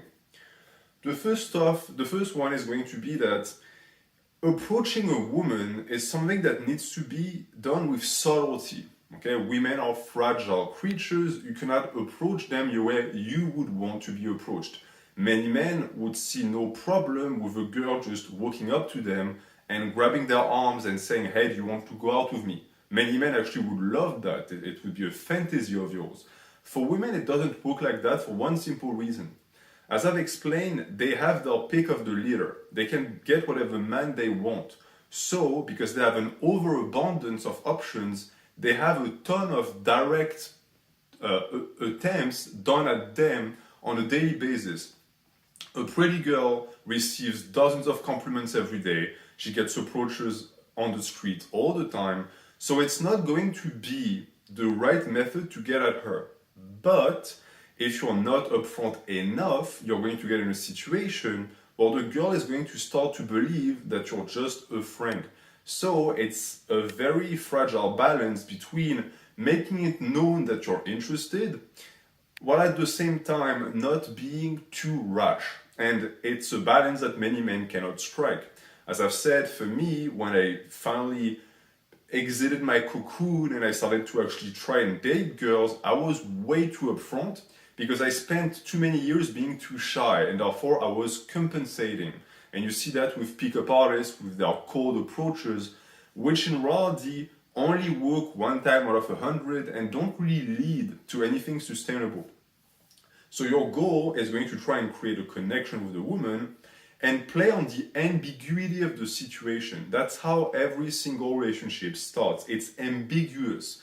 You don't know if you're really friends, if there's something more, and that's what is making it work. Because that tension is something that women crave. Women like that. And it's not always sexual tension, it can just be uncertainty. The girl doesn't know. And when a girl doesn't know where you stand, it's very attractive. Now, at some point or the other, you're going to have to make your intention clear. But if you do it too early and not enough pressure has built up, nothing is gonna happen. You need to light the fuse just at the right moment. But if you wait for too long, the explosion is not going to actually take place because the dynamite is going to be completely moist and therefore it won't work either. This is something that cannot be taught. It's a social skill. You have to develop it. For me, I think I got shut down maybe 15 times in a row before I started to understand it. And when I mean in a row, I mean that I got bashed again and again by women that I found attractive, who I wanted to date and who told me that it would never happen. And it's something you're going to have to go through. Okay? Women don't have to go through that, but rejection is a normal part of dating for males. So get used to it. You are going to get rejected times and times again, and it's okay because it's making you more resilient and it's teaching you valuable skills. For example, the skill of toughness, mental, emotional toughness when it comes to women not wanting you. The vast majority of women don't want you. That is perfectly normal because even the top most attractive men are not guaranteed to strike. I mean, no man is guaranteed to get their way with a girl. Women don't function like this. A very attractive woman could get every single guy she tries her hand at. That's possible. I'm sure that if you sent a gorgeous woman at a bar, she could get 100 of the men that she actually flirted with. You can send the most gorgeous man on earth to the same bar. Out of 100 women, he might get 10, maybe. Because, as I said, women are much more standoffish and selective when it comes to actually accepting a mate. There is an entire ritual that they make you go through, and that ritual, if you want a serious relationship with a woman, you cannot bypass. You have to go through it. It's something that women get to impose. It's their power. The power of the man starts when the relationship is on the way. Women have most of the power beforehand. It's something we're going to discuss as well. Now, this implies taking risks. Because when you actually shoot your shot with a girl, you're taking a risk. You're opening yourself up because you're vulnerable. Okay, when you, not necessarily when you even admit to your feelings, but when you say, hey, I like you, do you like me back? You give her an opportunity to hurt you. Now, for the men who are afraid of that, understand one thing. Women are very sensitive, but also very kind creatures. A woman will never use what you gave her, that tiny opening in your armor, to hurt you. For me, it's never happened in my life. Every time a woman shut me down, she was more embarrassed than I was, and she always made sure I felt okay. Women, unless you're just talking to them directly on the streets, will rarely shut you down aggressively because it's just not who they are. If you have a relationship with the woman, she's going to let you down easy. So it's up to you to not be so scared and actually try it. And you absolutely have to try it because if you don't, you're going to get friend zoned. Now, the friend zone is one of these concepts that was made up by men who are not popular with women, so they invent reasons, and they made it something negative, like it's women's fault that you get friend zoned, and you see the way men discuss the friend zone as a punishment, like, oh, she friend zoned me. Well, yes, she does, because you're not boyfriend material, that's why. If you get friend zoned, it's your own fault. Again, personal responsibility in dating is extremely important. The woman has assessed that you cannot be a mate. This should be a wake-up call to go back and think to what you did and what you can do better. If you never do that, you're going to have the very comfortable excuse of always saying, oh, those women friend zone me because I'm too nice. Instead of realizing that maybe what you call being nice is actually you being a wimp and being a coward and not actually taking any risks, which lead to you never getting any gains. Because the friend zone is something that happens to every single male if you wait long enough. If you are with a girl and there's that ambiguity and it eventually dies out and she thinks, okay, that guy is my friend, you're out of luck because now she sees you as a friend. And to go from friend to boyfriend is much tougher than to go from completely unknown stranger or acquaintance to boyfriend. The two are very different. So be careful with that. I'm going to take a quick break and come back.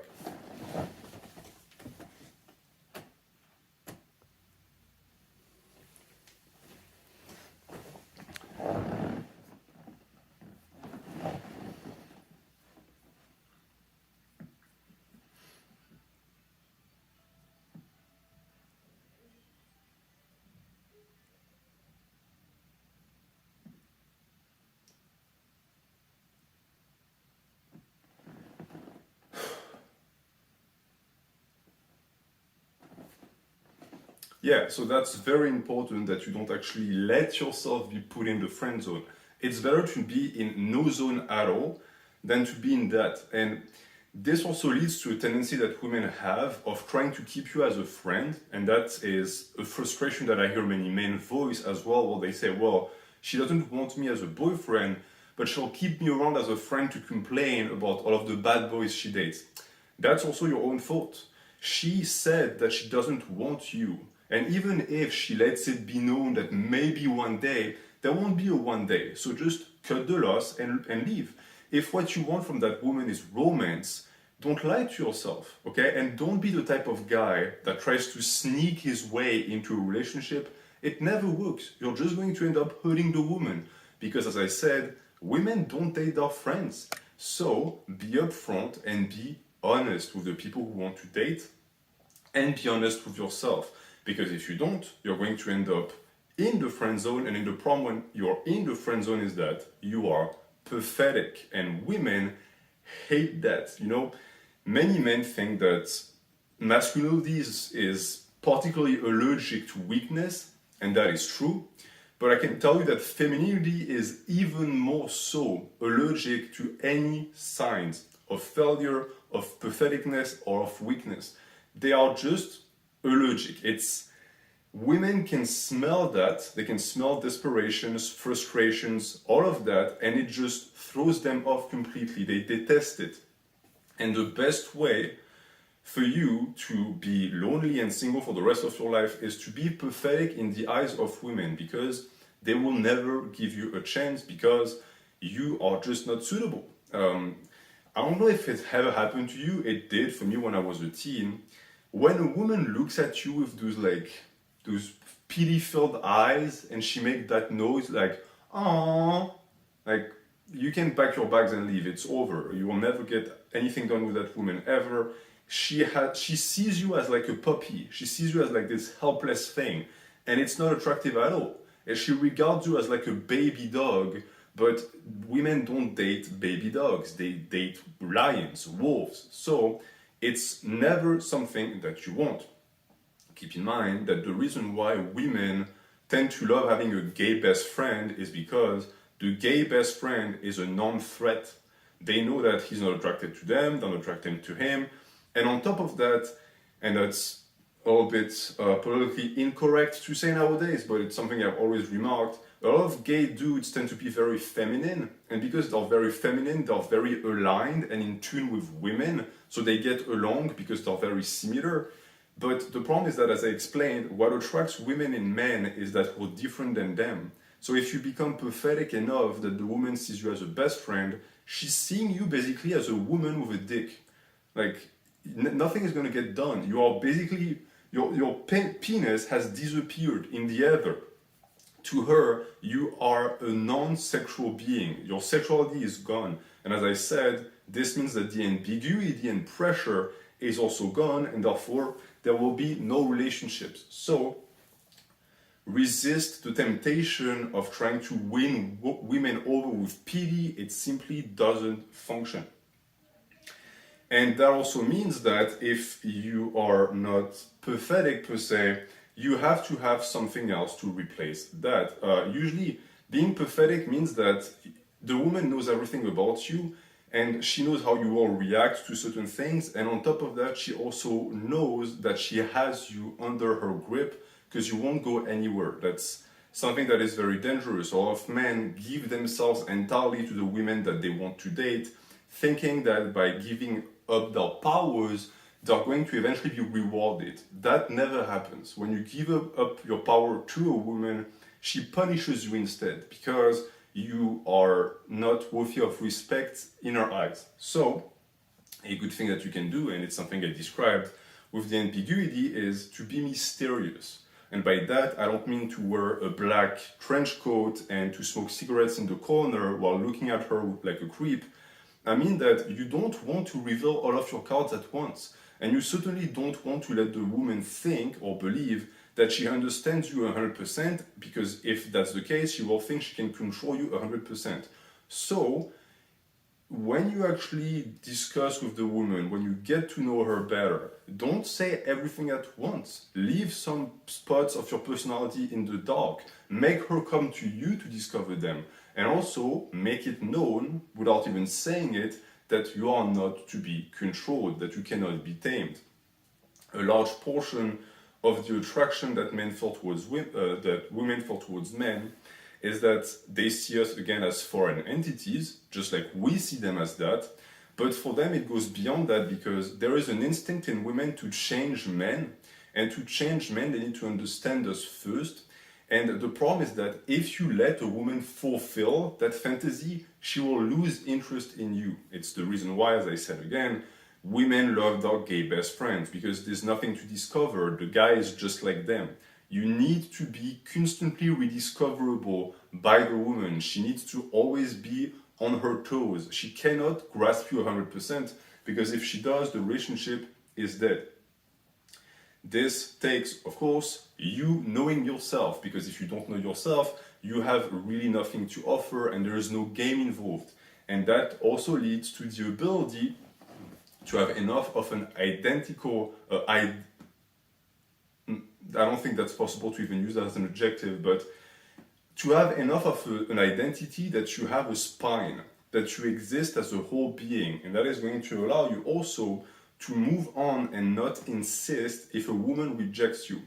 Many men who just hold onto the women that rejected them do so because they think that it's the one woman that is available, and if they don't have this one, it's over. That is untrue. There are plenty of women out there. But if you think like this, every single new encounter with a woman is going to end the same way, in you being rejected because you are desperate. And I discussed that in the NoFap video. Women can smell weakness, women can smell desperation, and they stay away from it. They stay away from weakness because women want strong partners they can count on. They stay away from desperation for a much more deeply rooted evolutionary reason, that if you don't have the ability to get another girl and you are just all in for her, you think it's romantic because she's your only one and she's your onesis. She thinks you're pathetic because you can't get another girl. There is this weird balance that you have to entertain to be able to be attractive in women's eye, that you need to at the same time be faithful to them and remain attractive enough that other women want you. It's something that is perfectly explicable because it means that you are high value, you have a very high value on the sexual market. And that is also something that is going to lead you to not waste your time with women who don't want you. Just move on, because it's going to prepare you for success. And on top of that, unlike what a lot of men think, it's the best way to get a girl that rejected you.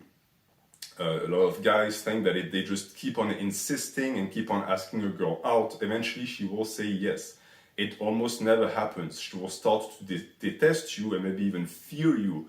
But if you just accept the woman that rejected you and go do your own thing, she might come back. It has happened to me several times where, one, a woman shut me down and I just took it positively without being aggressive.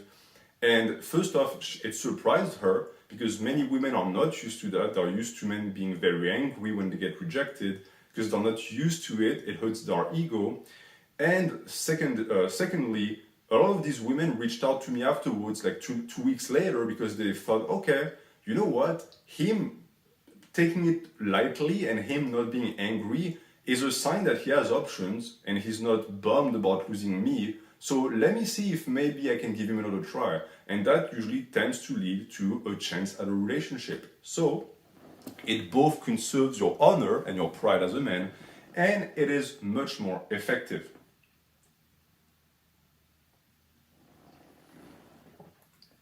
You also want to be funny. Now, when I say being funny, many men underestimate that characteristics in themselves because they overestimate other characteristics. And that is part of the projection aspect I described. If you look at attraction through the lens of evolution, men and women are completely different, entirely different creatures.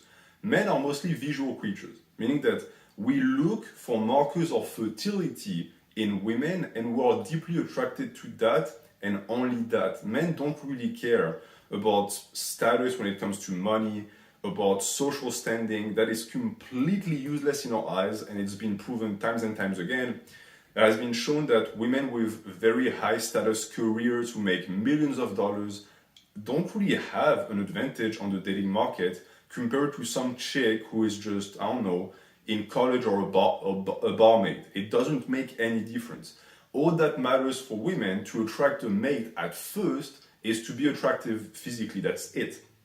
But funnily enough, you see many men who project that onto women and say that, oh, women only care about looks. That's not true. Men only care about looks. We do that. Women care about status. It's entirely different. Look is one stratus of status, the only one that men care about. Women care about a whole lot. They care about height, facial features, they care about health markers, they care about social status when it comes to the community, they care about wealth, which is another type of social status. All of these count, and they are not all equal, but they are more very interconnected with one another, and it's hard to say that one is more important than the rest. It really depends on the woman.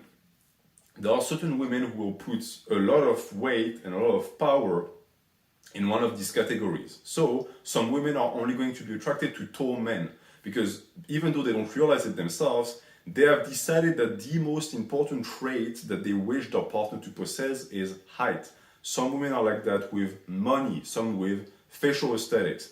Some are attracted to things that are not really even visible, like for example, stability. Maybe the guy is pudgy and he has the face of a troll, but he has a good stable job and he has a character, a personality that itself is dependable. And a woman can be very attracted to that because in her matrix, in her evolutionary matrix, it is the characteristics that she's seeking in a mate.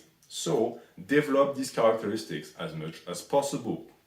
Look max, train, get a good job, accumulate wealth for the sake of building a family, not for greed, and develop your personality. As I said, being funny is a marker of social hierarchy. It shows that within the community you have a weight. And it's interesting too because, as I said, many men underestimate it, and yet if you have paid attention, you should know how important it truly is when you have the ability to make a woman laugh, because it taps deep down into, again, their entire matrix. It's something that is like a superpower in a sense, where because you are able to make her and other people laugh, in a sense you are able to make the community and the people around you in your social settings to regard you in a positive light, because you're constantly able to have an influence on their mood, and that is extremely attractive for women. The opposite is not true, meaning that for a lot of men, having a girlfriend that's funny or not doesn't matter. It's a plus, but I've never met a guy who told me that what he's looking for in a mate is that she's funny. It's also the reason why, by the way, men to be more funny than women is because it's a skill that we have to develop. It's not necessarily biological, but it's something we need to survive. If you're not funny as a man, you would have a tough time growing up because you could get bullied, you wouldn't have the upper hand in certain situations, so it's something that was needed. And it's something to keep in mind too, because evolutionary preferences and the differences between men and women are such that it can be a little bit tough for men to wrap their heads around it, and therefore to actually adapt properly. Too many men are going to look max to the top of their capacities, and they'll look very pretty, but they'll still have no success with women because they completely ignored the other aspects that might be more important. Many men hate when you tell them that, but it's the truth that confidence and being yourself are some of the most important traits a man can have. You can be a gorgeous babe if you're completely incapable of talking to a woman and you have the personality of a clam. You're not going to be very successful with women. So develop that. It's cliche to say, but the men that I know that are the most successful with women, that had the most beautiful girlfriends, are not good looking, but they're very funny and they're very charismatic. And these were always things that drew women to them and then kept women around them. So develop that as much as possible.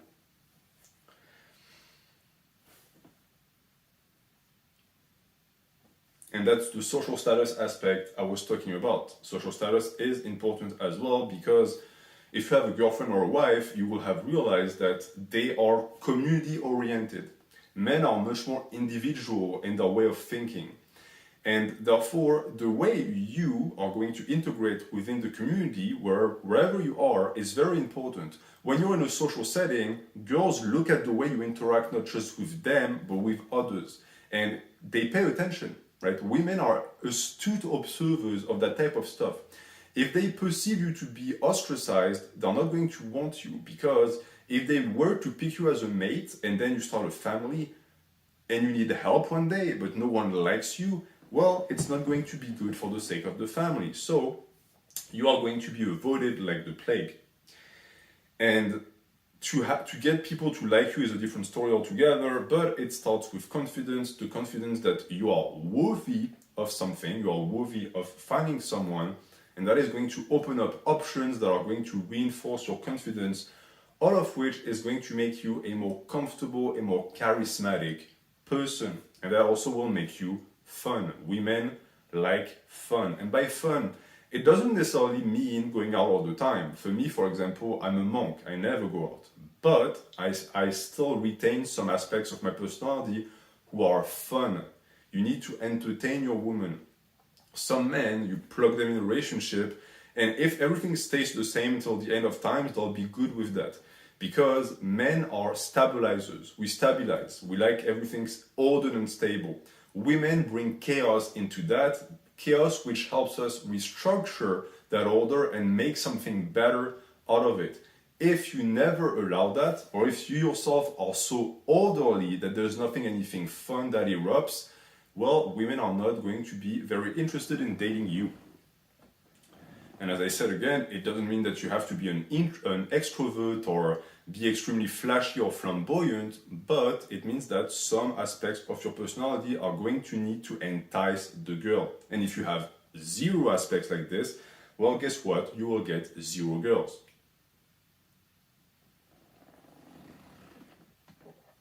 And when it comes to being enticing, you also have to be sexual, and that is key and misinterpreted at the same time. Because what I mean by this is that you have to be aware of your sexuality, and you have to not be afraid of letting it show while keeping it under control. A lot of men end up being labeled as creepy because they're extremely sexual in their demeanor and their actions, but it's not under control, and therefore it just appears dangerous in the eyes of women. Non-controlled sex drive is very dangerous for the survival of women because they end up being the one victimized by the men who cannot control themselves. So they also have a very strong instinct when it comes to that. It's the reason why, if you're interested, look up studies where women deem certain men as creepy and then listen to the reasons they give. It usually is not tangible, it's a vibe. It's a certain energy that they feel in you where they think, okay, you're a menace. That is when you take it to the extreme. But if you take it to the other extreme and you're not sexual at all, she's going to see you as her gay best friend and you also have no chance. So you need to be in the middle. You need to be somewhat of a threat, but nothing dangerous. It needs to be exciting. She needs to think that something could happen. Who knows? Maybe you're going to kiss her. She doesn't have the ability to guess what you're going to do next, and that is what is keeping her interested. And in this day and age, even talking about sexual relationships or attraction in these terms is seen as a little bit taboo because we live in the age of consent. Consent is a great thing, but you will find that consent is rarely verbal. It tends to be a form of body language, meaning that for me, for example, I have never in my entire life asked a woman if I could kiss her, if I could grab her ass, if I could have sex with her, if I could do anything in bed with her. I mean, I just do it. And I never had any problems because I pay attention to the gesture and the way the woman is, right? Unless you treat women like objects and you don't care, in which case you're going to get in trouble because you will violate their consent. If you just pay attention, you can tell when a woman wants you to kiss her. You can tell if a woman is okay with what's happening in bed. All of that is seamless in a sense. We've always done it without talking to each other. But this new age of hyper-consent, in a sense, is killing romance because it's killing that tension and danger that women like. And they don't even realize it themselves, but they're destroying their own sex drive because they are in a sense trading their sexual freedom for security. And the problem is that once they give up that freedom, well, they don't have sexualities anymore because what they used to like is gone. So it's your job to just make sure it doesn't happen, because I can tell you that the best way to kill the vibe, if there's a kiss that is going to happen between you and a woman, is to ask if you can kiss her. Like all of the desire, all of the lust in her eyes are going to disappear because you just went in her eyes through potential sexual mate, potential predator that was going to ravish her, to a little boy that has to ask mommy for a kiss on the cheek. It's a lady boner killer. It will completely destroy her mood. There's a chance she will say no, but she would have said yes if you just went in for the kiss. This is not violating consent. It's actually giving women the ability to retract consent if they wish. If you ask, you're not giving her a choice. It's a little bit paradoxical, but by asking, you are forcing her to say no. It's another part of women that is rarely discussed, but as I said, men are seen as slayers if they have many conquests, and women are the opposite. So there is a social stigma around women accepting their sexuality, especially when it comes to choices. If you ask a woman, hey, do you want to kiss me? Now you're putting the onus and the responsibility of the kiss on her. And if she says yes, it means that she wanted it, so she in a sense instigated. A lot of women are never going to want to do that. They always want the man to take full responsibility. This puts us in a lot of danger nowadays, but sadly it's never going to go away. It's either you accept that danger and you take the risk, or you don't take the risk and nothing happens. It's up to you to decide. And this might contradict what I just said, but I would also want you to take your time before sex. Because many women nowadays see sex as something that they give to the man as a reward, which is incredibly insulting and damaging for sexual relationships between the genders, because it means that it's a power that women hold over men's heads like a chew toy, and we're supposed to like do tricks to get it.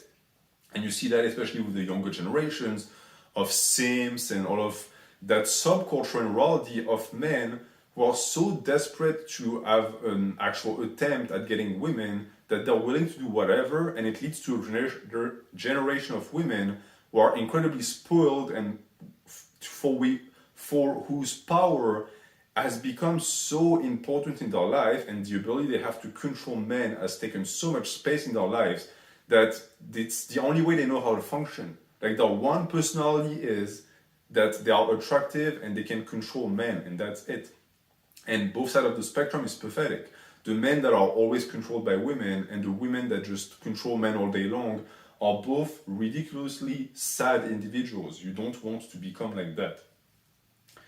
So to do that, you need to take away that power. And the only way to do that is self-control, because, of course, women are, in a sense, the guardians of sex. She's the one who decides if you have sex or not. If it was up to men to decide when we have sex, we would have sex 15 times a day, every day of the year. The balance between masculine sex drive and feminine sex drive is incredibly important for the survival of the species, one, but also for balanced relationships. You need to be met in the middle here, all right? If you only had sex whenever the woman wants, it wouldn't work. And if you only had sex whenever the man wants, it wouldn't work. There is an in-between to be met, and you will find that this in-between is extremely easy to strike once you're in a relationship. But outside of the relationship, once you're getting started with the person, it's not as easy. So, my advice to you as a man is that since you're going to want sex much more than your partner, most likely, or future girlfriend, it's going to take some work on your hand to regulate that so as to not become a complete slave to the pussy, in a sense. And the best way to do that is to slow down sex. And by that I mean that you don't want to rush it. You're going to have sex with that person eventually, so take your time. You will find that this tends to drive some women insane because they have sort of accepted that their only value is sex, is their ability to be fucked. And so when you take that away from her, it might make them a little bit upset at first, but you will also, in a sense, recenter them. They're going to be able to approach the relationship with a healthier approach. They will start to de-objectify themselves, which will also allow them to be proper women for you. Because, as I said, the type of women that think that they're only worth so much as their asses tend to be nightmares to date. A woman is much more than just that. So, take your time before the first sexual intercourse with the person, knowing also, as I said previously, that sex is an emotional bond that is being created. It is not just physical. Sex is not just an exchange of fluids. That is true for animals, but not for us. We sacralized sex, and that is a good thing. The modern age is slowly starting to desacralize it, and it's leading to all of the problems we see nowadays with masculine sexuality, for example. And that also will mean that you're going to connect emotionally with your woman. Now, as I said, masculine and feminine sex drives are not the same way, are not the same thing. We're attracted by different things, and we have sex for different reasons. The reasons for why we have sex are both valid, meaning that it's more primal and it's more biological for men, and it's more psychological and cultural for women. You will find that if you discuss with a woman, your girlfriend or your wife, what she feels towards sex and what excites her, you will see that it's completely different than from us. For us, we are, as I said, visual creatures. So visual stimulus is enough to get us going. Most dudes, their girlfriend can just grab their dick and that's it, they're ready to go. You don't need to work. If you have ever had sex with a girl, you know that it's not that easy. They need to be put in the mood with different methods. And these methods show one thing, is that they have a much more emotional connection to sex, which is also the reason why a lot of the new feminist movements are trying to remove that from sexuality, because it's what is making female sexuality balanced. It's the fact that it mostly is conveyed through emotion. And trying to have women to have sex the way men have sex is cruel, but it's what's happening nowadays, where you have a push for more open sexualities for women, for more partners, for less actual connections, and in a sense it's turning women into men. But the problem is that even for men that model doesn't work, so it especially doesn't work for women. If you want a balanced relationship, you're going to have to shove all of that nonsense away and follow her lead if she is herself balanced, meaning that if she has a more calculated approach to sex, a more emotional approach to sex, follow her lead, because it's going to allow you to balance how you feel biologically. You will always be super attracted to her, always. That's always going to be a thing. But try to convey that attraction and make it appear on the other side, when it materializes into sex, into a shape that is closer to what she desires.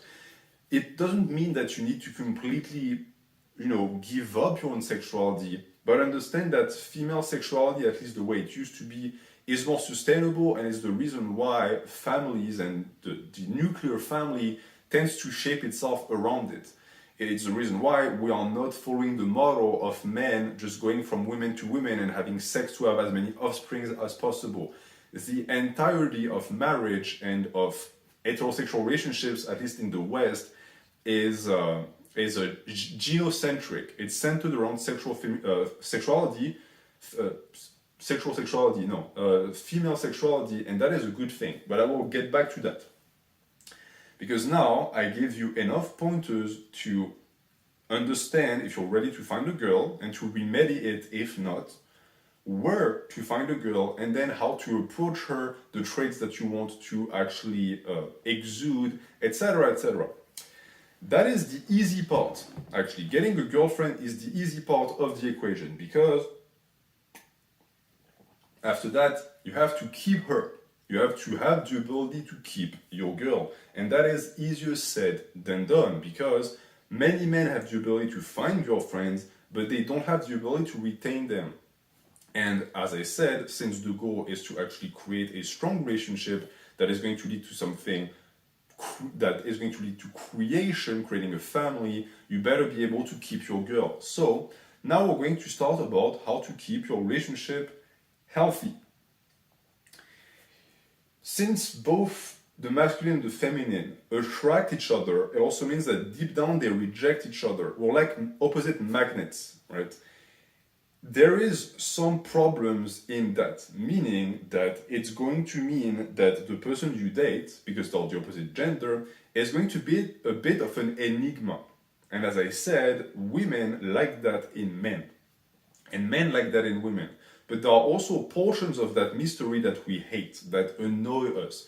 And it is always interesting to look from the viewpoint of people who hate women, because you quickly find out that what they hate is not a specific woman in particular, it's their characteristics as a whole. Which is why women haters tend to really be haters of the entire gender, and vice versa. Men haters tend to hate men, like across the board with no distinctions. It's the reason why the not all men thing is nonsense, because it is all men. In their eyes, in the eyes of men haters, it is all men. And in the eyes of incels, it is all women. Because there is a certain truth in it, that there are certain traits about women that are very aggravating when you're a male, because they are just in direct opposition with who you are.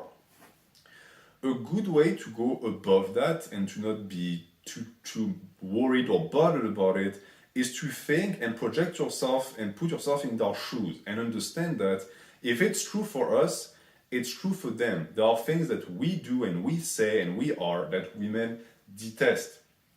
But these need to be maintained. Paradoxically, again, just like you don't want to make men and women similar, you don't want to let go of everything the other gender doesn't like, because by doing so, you're also going to get rid of what they do like. And we're seeing that more and more with men becoming more feminized and women having less and less of an interest in men, is because even though we're getting rid of what they didn't like, we're also getting rid of what they like. And I have a video on the topic that is going to come out next week about toxic masculinity, but it really is the reason why this concept is so stupid, is because women love toxic masculinity. And the best example I can give you of that is, if you have a girlfriend one day, if you have one right now, or your wife, or whatever, if you're on the streets together and some guy, I don't know, grabs her ass or calls her a slut, and you just dog the guy in the face, after you punch the guy, turn and look at your girl and look at her eyes. You will see something in her eyes that is going to closely resemble lust, but it's not quite lust. It's biological desire, because you just proved that you have the ability to protect her, and that is incredibly attractive for women. For this video, actually, I quizzed some friends of mine, and I told them what could be the hardest thing a guy could do in front of you to make him immediately attractive, and a lot of them told me to fight. Right? If they see a guy fight, that immediately heightens his status in their eyes and makes them much more attractive. Some women would refuse to admit that, but this is, in a sense, a form of toxic masculinity. It's violence. It's violence put at their services. As long as it's for their benefit, they love it. And I have my own personal experience on the matter, because I've dated many women in the past who would be described as feminists and socialists, or whatever you want to call them, who also paradoxically only liked very macho and very masculine men. It's the only type of men they liked. But at the same time, they were constantly criticizing toxic masculinity. And there is a schizophrenia in that, in reality. They come after what they like most. And these were women who liked to be dominated, who wanted to be submissive, but at the same time, they pushed for an ideology that was the exact opposite of that. And the problem is that they're creating their own misery, in a sense.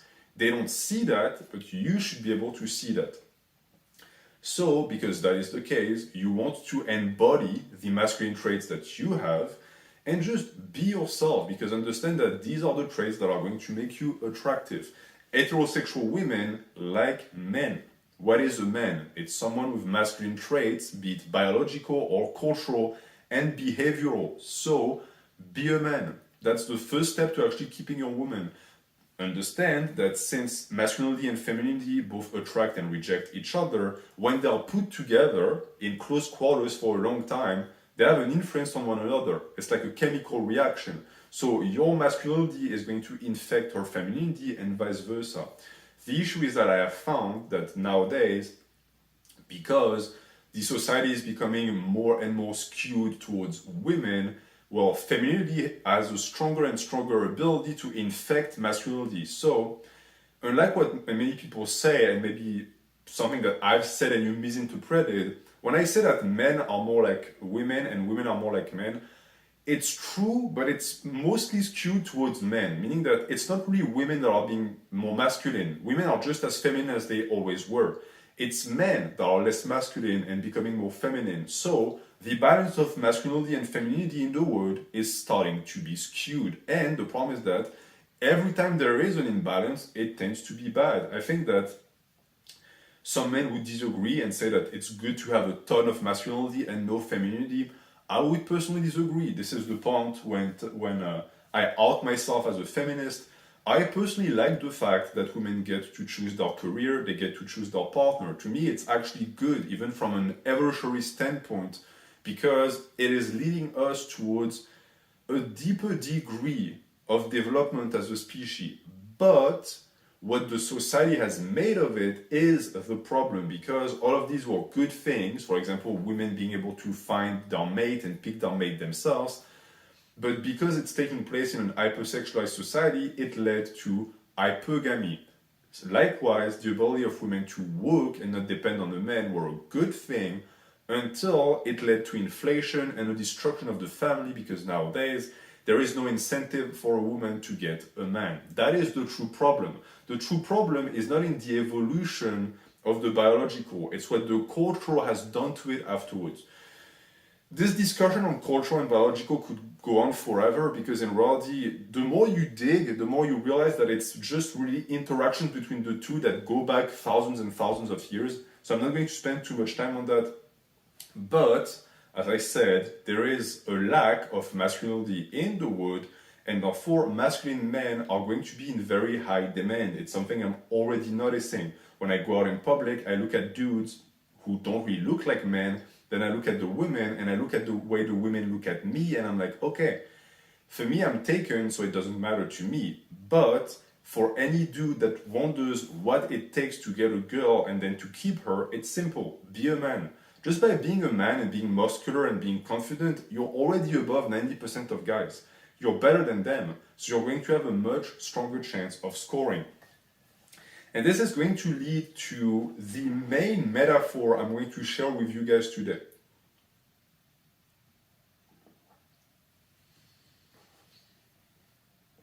And it's a metaphor that I've refined in my brains and that I like to use because it really helps me grasp concepts such as masculinity and femininity that can be a little bit vague and tough to nuance. But for me, the second I picture them in my head with these concepts and with these allegorical representations, it makes it clearer. And so, because this video really hinges on the difference between the masculine and the feminine, I want to share that metaphor with you. So, the way I want you to think about men and women is in these terms. Women are like the sea. Men are like mountains. Think of the characteristics of both of these elements. What is the sea? The sea is unstable. The sea is unpredictable. But the sea is also, in a sense, predictable in its tendency to constantly repeat what it seeks, which is the creation of waves and just the development and the sprawling of its own energy. What is a mountain? A mountain is more stoic. It is much more stable, therefore also in a sense predictable, and it is in direct opposition with the sea. So if we're going to take those two energies and we put them together in the same vacuum, you have the sea and you have the mountains, and the sea constantly crashes against the mountains. That is the relationship between femininity and masculinity. It has always been like this. Unlike what you might think, the energy that is the most proactive within the relationship is always the feminine one. It doesn't mean that it's the one driving the relationship or that it's the one that outside of it is making the most difference in the world, but when you talk about men and women, it is the case. And so, if we think like this, we can also understand women to a much deeper level, because many men are going to have problems with their girl, with their wife, because they just don't get what they are. They don't understand where this energy or these behaviors come from, and therefore they start to resent them, because it's tough to feel love or acceptance towards something that you don't understand. So let me explain to you why women are like the sea.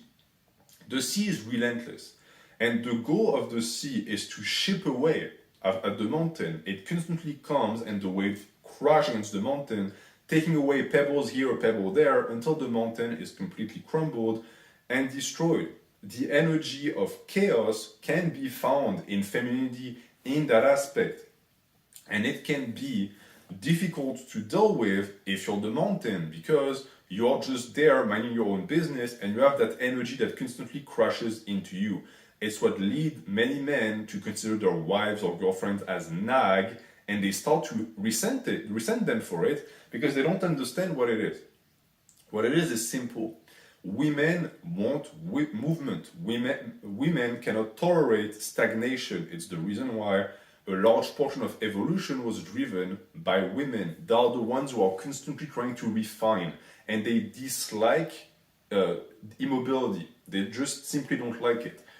For a more practical example, some guys are going to say, well, I don't understand when I watch like a basketball match, my wife gets upset. Why does she get upset? Is she upset because you're watching a football match or basketball match for 2 hours? No, it's because you're not doing anything productive. That's what pisses her off. And she might be in the wrong. Maybe you're just resting, but it's not what she understands on a biological level. What she sees on that biological level is that you're not moving. And because you're not moving, you're going to stagnate. And for her, it's dangerous because if you go back to the essence of what a woman is and what she will actually seek in a mate, what they seek in mates is the ability to provide. To provide with what? Resources. To do what? To create a family and sustain it. So, if you're not doing anything, it looks to her as if you are not willing to provide, and that is a bad sign. And therefore, she's trying to kill that in the egg, and she's going to be annoying on purpose to get you to move. It's not an attack towards who you are. Again, the waves crashing against the mountain are not trying to kill the mountain. It's just what they do.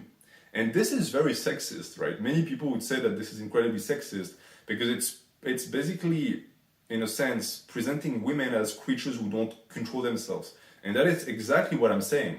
Just like I'm saying that men don't control many of their biological drives, because these are so deeply rooted in our DNAs that most of us don't even get it.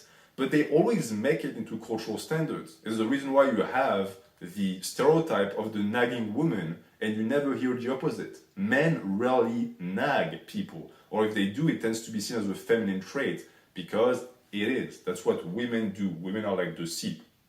But also means that what is going to matter the most for you as the mountain is your ability to remain a mountain. Many men, when they get nagged like this, they have one or two reactions. They either give up, so they just do whatever their wife said, or they resist aggressively. But that is not the nature of the mountain. The mountain is not aggressive. The mountain doesn't get pissed off at the sea. The mountain just stays a mountain. It stays stoic. And that is exactly what your woman wants.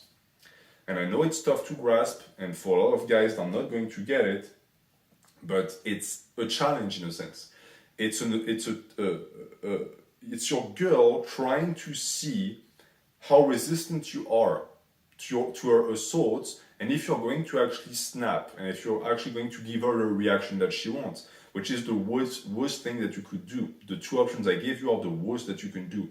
Because women are looking for stability, and stability includes the ability to control your emotions. It's the reason why emotional instability is mostly linked to women. Women are seen as more emotionally unstable because they simply are. It doesn't mean that they are weaker, it just means that the way they deal with their emotions is different than us. If you start getting swept into the way your woman deals with her emotions, you're both going to be unstable and it's not going to work. The relationship needs someone stable and unstable.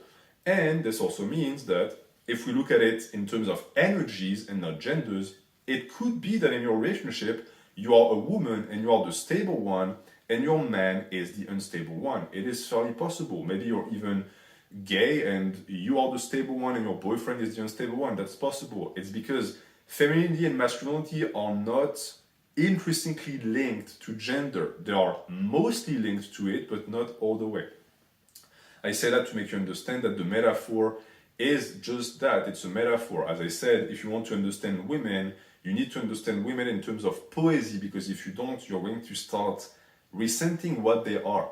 If you cannot see the beauty in women's behaviors, you're going to start to regret it. And the only way to understand it and to actually see it through a proper lens is through the lens of art. It's the reason why I think that a good method to actually save men who have started to develop a hatred for women would be to expose them to pieces of art that depict femininity, like paintings, for example, or like even classical music.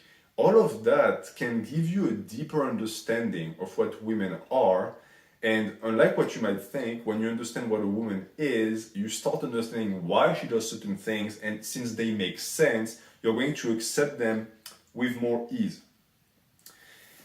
As the mountain, as I said, your only way to face the sea is going to set up boundaries. That's what the mountain does. It creates a strong boundary. That boundary is everything.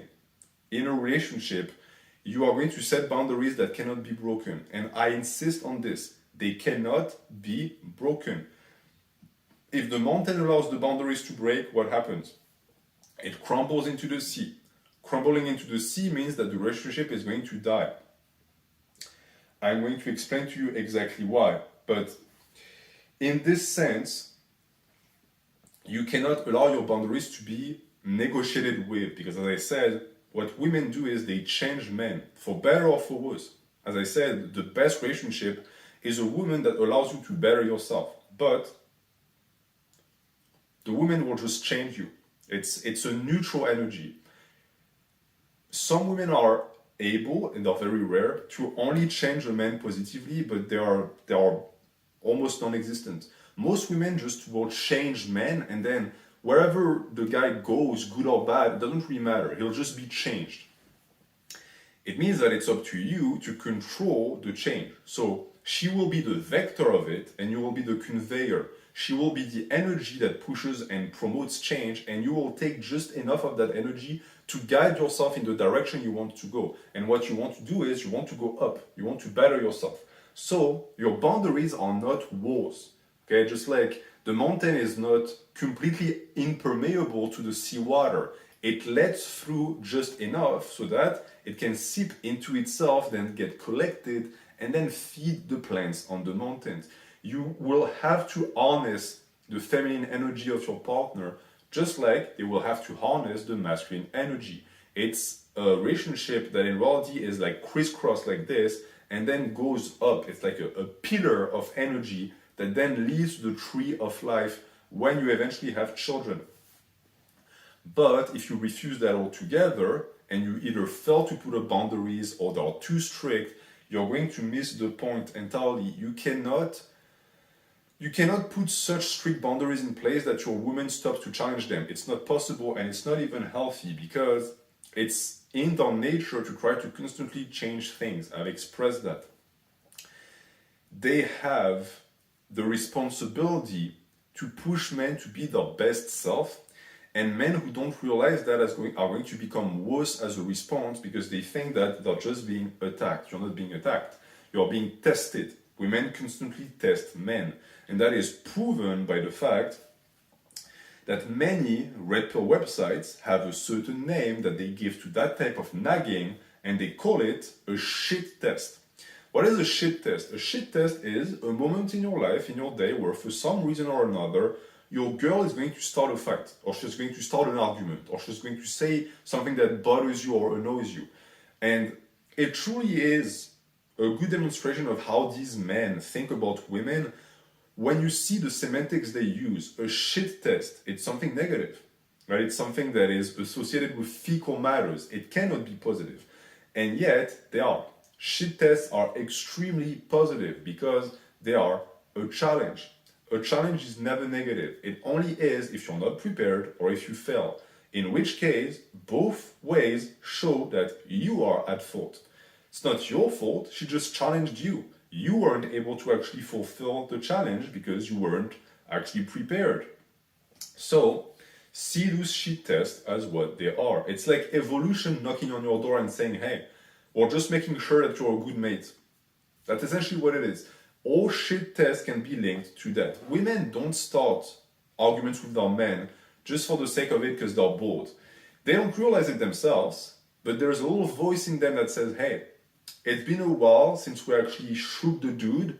Let's see what he's made of. Let's see if the mountain is still a mountain and it's not turning into cardboard. So the waves are going to hit the mountain again and again.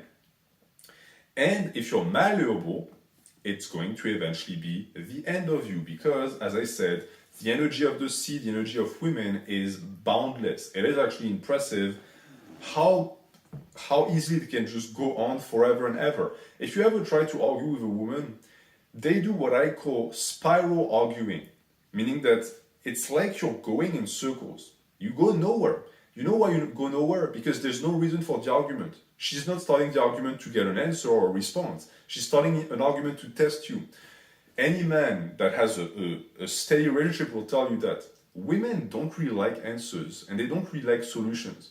If your girl comes home upset from work and she says, oh, I have to talk to you about something, and she talks about her problems, the worst thing you can do is give her solutions. She doesn't want solutions. She's a grown woman. She can handle them herself. What she wants is for you to listen. That's all she wants. Just like when the sea and the waves crash on the mountains, the sea is not waiting for the mountain to do anything. You just have to stand there. Literally, to be a man, a large portion of it is just stand. And some people will tell me, well, you're a cock because you're just letting her do whatever. I'm not saying to let her run all over you. I'm saying to not give her the reaction that you think is going to save you, because it won't. Again, it's like men who try to be logical with women when you argue. Women don't argue logically. It doesn't mean that women are not capable of logic, but when they argue, it's purely emotional and it's purely based on what they are as creatures. So there is absolutely no point in getting riled up by those shit tests, because it means that you failed the test. But the worst thing you can do, much worse than getting upset at your woman rowdy, is to give in, because men who get upset are men who don't understand what I just shared. They don't understand that a shit test is a good thing. It's just a proof that your woman is invested. It's a proof that she is still in the relationship and willing to build something, because she's testing it, right? It's like she's testing the foundations of a building. The day she stopped testing means that she doesn't really give a fuck about the building anymore.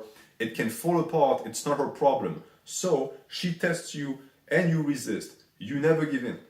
Because if you give in, it's the end of the relationship. I told you before that women hate weakness, women hate pathetic men, and women also don't like men who give up. So if the first two are going to be obstacles to you getting a girl, the third is going to be an obstacle to you keeping a girl. Because if you give in, you have failed as a mountain. You are not a rock anymore. You are something else. You're sand. And the problem is that because you are now sand, you offer no resistance. Women love movement, and movement also includes the idea of resistance. If you cannot provide one or the other, it's over. And to continue the metaphor, for example, if you look at the sea when it crashes on the beach, what are the waves? What are the explosions of water? Where is the explosion of life? When there are rocks, when there is something for the waves to actually hit. What happens if the wave just hits the beach? It just covers it. And that is the perfect allegorical representation of what happens to a man when he starts to give in to shit tests and to nagging and to women's demands. When you start giving up, you're going to be submerged. Actually, Bill Burr has a very good metaphor about that is also linked to the sea, where he describes it also as like waves hitting the beach, and one day you just wake up and you're in the middle of a lagoon, like the tiny rock that is somehow managed to make it, and the sea is all over you, and your life is over because you got taken over by the feminine energy. And therefore you have failed as a male, as a rock, as the mountain, you have failed. Just like the sea is supposed to be where life is teeming, where life was created, you are supposed to be the place that allows life to anchor itself. And that means stability. If you just fall apart when the sea hits you once or twice, guess what? There's not going to be much life here, right? The sediments that you would have given to the sea to then give birth to life are never going to actually be able to materialize, because you just got completely melted by the sea, and that needs to be avoided. You are supposed to be a rock, not an iceberg. You're not supposed to melt. You're supposed to be there forever. And the reason why you want to do that is not just for yourself and for your own self-respect, and not even for the relationship, but also for your woman. Because, unlike what you might think, a woman whose man gives up to her shit test is a woman who is miserable. Completely paradoxical. Again, you might tell me, well, that makes no sense. She's the one bothering me all the time, and I finally give up, and now she hates me? What the fuck? Well, it's because you don't get women. You don't understand women.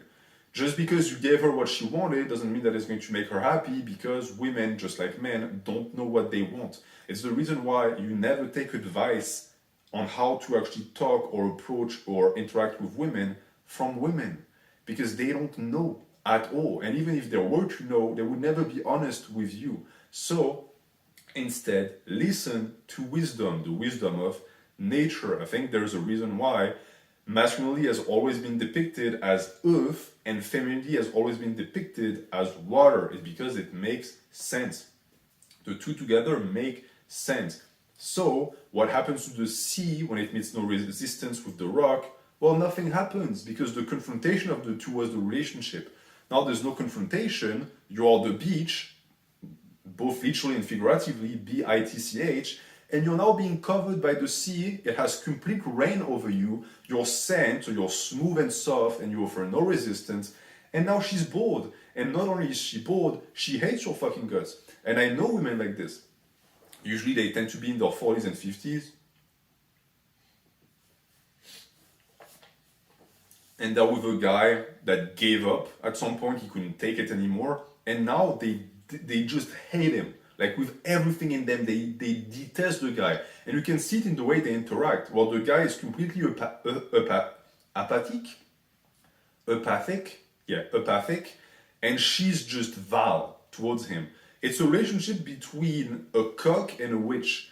And that, of course, doesn't function because the resistance is not there anymore. Therefore, you are not really a partner for the woman anymore. She's stuck with like a weird, overgrown child, and no woman desires that. Because it means that you gave up. And if you gave up, it means that you don't really care about the relationship anymore. So you don't really care about her. What I'm saying right now, if you're a woman, take note, because I might be saving your marriage in 15 or 20 years. Many women don't realize that they create their own misery. They don't realize it because they don't even understand where their biological urge for movement comes from. Men certainly don't get it either, so it's two people who don't get what's going on, and then the relationship just goes to shit, and they think, oh, it's because marriage sucks. No, it's because you suck. It's because you never actually took the time to sit down and think about these things from an evolutionary standpoint, but the second you understand it the way I just told you, it makes total sense. So, to not kill your relationship and not kill the respect that your woman has for you, you need to resist. This doesn't mean that it must be a constant fight between you and your lady, but there must be something, there must be some resistance. An example from my relationship, my girl often tells me that I drive her crazy because I'm very stubborn, meaning that I put up a fight, I argue with her. But I argue in the sense that I refuse to budge. I don't engage with her in the spiral arguments, I just say no, and that's it. It's a strict boundary. It means also that, again, I'm interesting because I'm not easily, completely invaded in a sense or surpassed. And I can tell you that when she tells me that and she says, oh, you drive me crazy, she says it with a smile on her face because it's a good thing. And this is my advice to you. When your girl wants something or says something and she wants you to do something and she wants movement, don't shut down that. That's great. It means that you have a top-notch woman. She's fulfilling her evolutionary purpose on this planet. She's getting you to move, okay?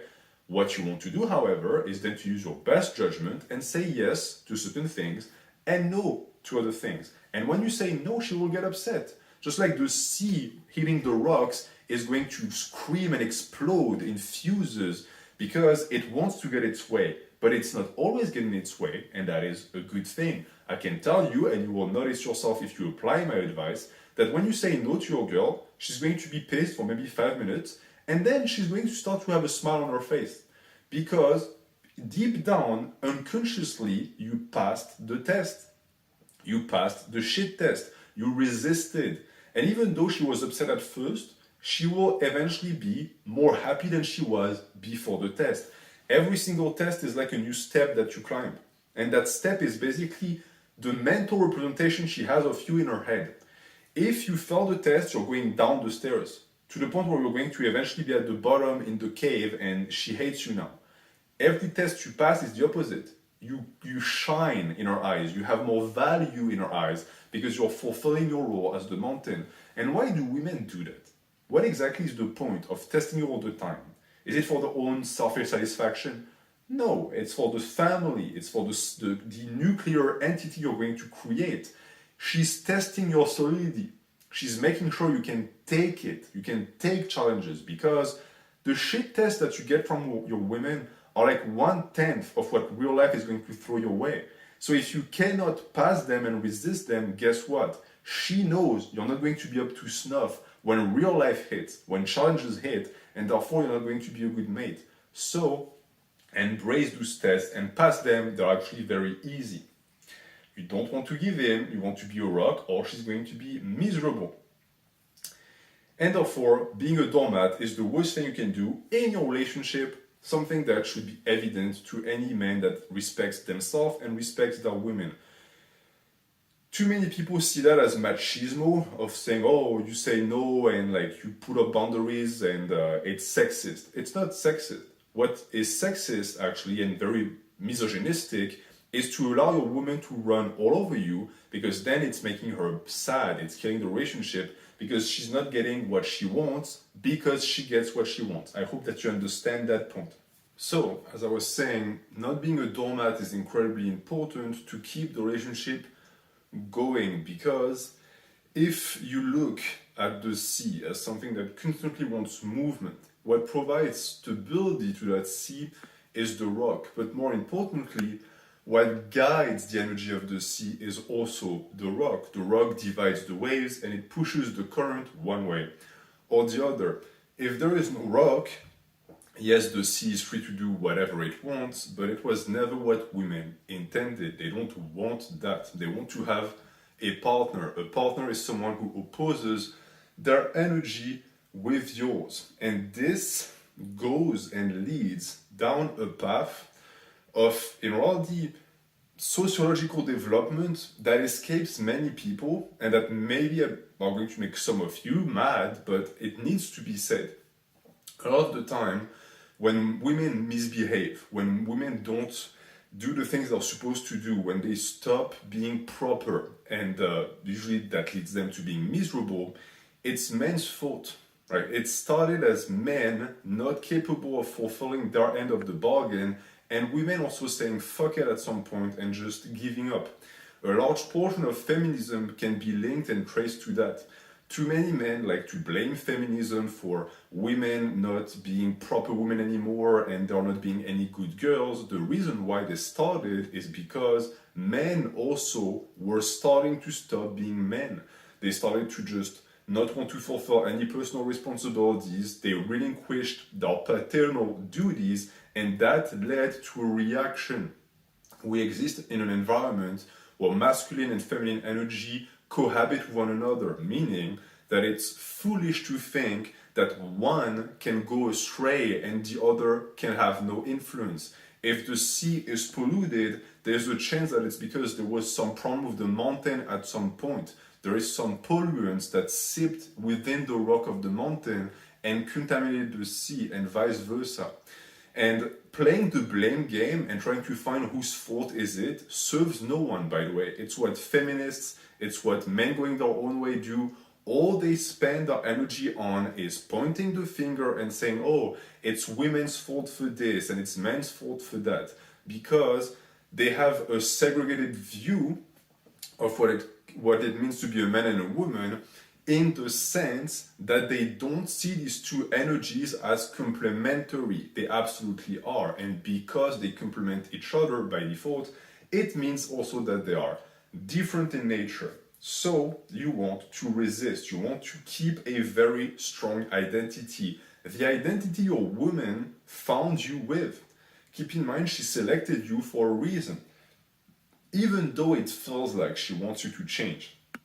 It is true, but not in absolute terms. Because if she wanted you to change who you are completely, she wouldn't have picked you in the first place. So be very confident in her ability to make a choice and stay who you are. Be, in a sense, stable. You can change some aspects of your personality, but if you change them all, guess what is going to happen? She's going to start hating you because you're not the person that she picked when you first got started. It's something you hear a lot with people who say, oh, they changed. Well, sometimes they did change, but it's because they thought it was to the benefit of the relationship. Like, for example, if you give up and you let those shit tests get to you and you let your woman slowly erode your personality. Even though it will make her miserable, she will never get to the point where she will be able to realize that before it's too late. So it is your role as the male and as the rock to do that, to prevent that from doing it, but also to not develop resentment, because at the end of the day, the sea is going to do what the sea does and the rock is going to do what it does. If your woman starts to hate you because you're inflexible, that is going to be a problem as well. So the two sides need to work on it, but you only have an impact on your own self. And when it comes to not letting yourself go, it's true for identity, it's also true for principles. For many men, a challenge they're going to be facing in this modern age is that most likely your woman will not only be different from you from a personality standpoint, she will also be different from you from a sociological and political standpoint. And many men see that as an impossibility. They think, oh, I can never be with a woman who's not conservative. Well, you're sort of out of luck because within themselves, deep down, the nature of women is more liberal, it is more progressive, and men are more conservative by nature. And I really insist on the by nature. This is biological. It would be too long to explain why. Maybe I'll find an excuse one day to make a video about the topic, but it's the reason why you see so many women who are liberal and so many men who are right-wing. It's not a fluke. It's because it aligns with who we are inside as creatures, as beasts.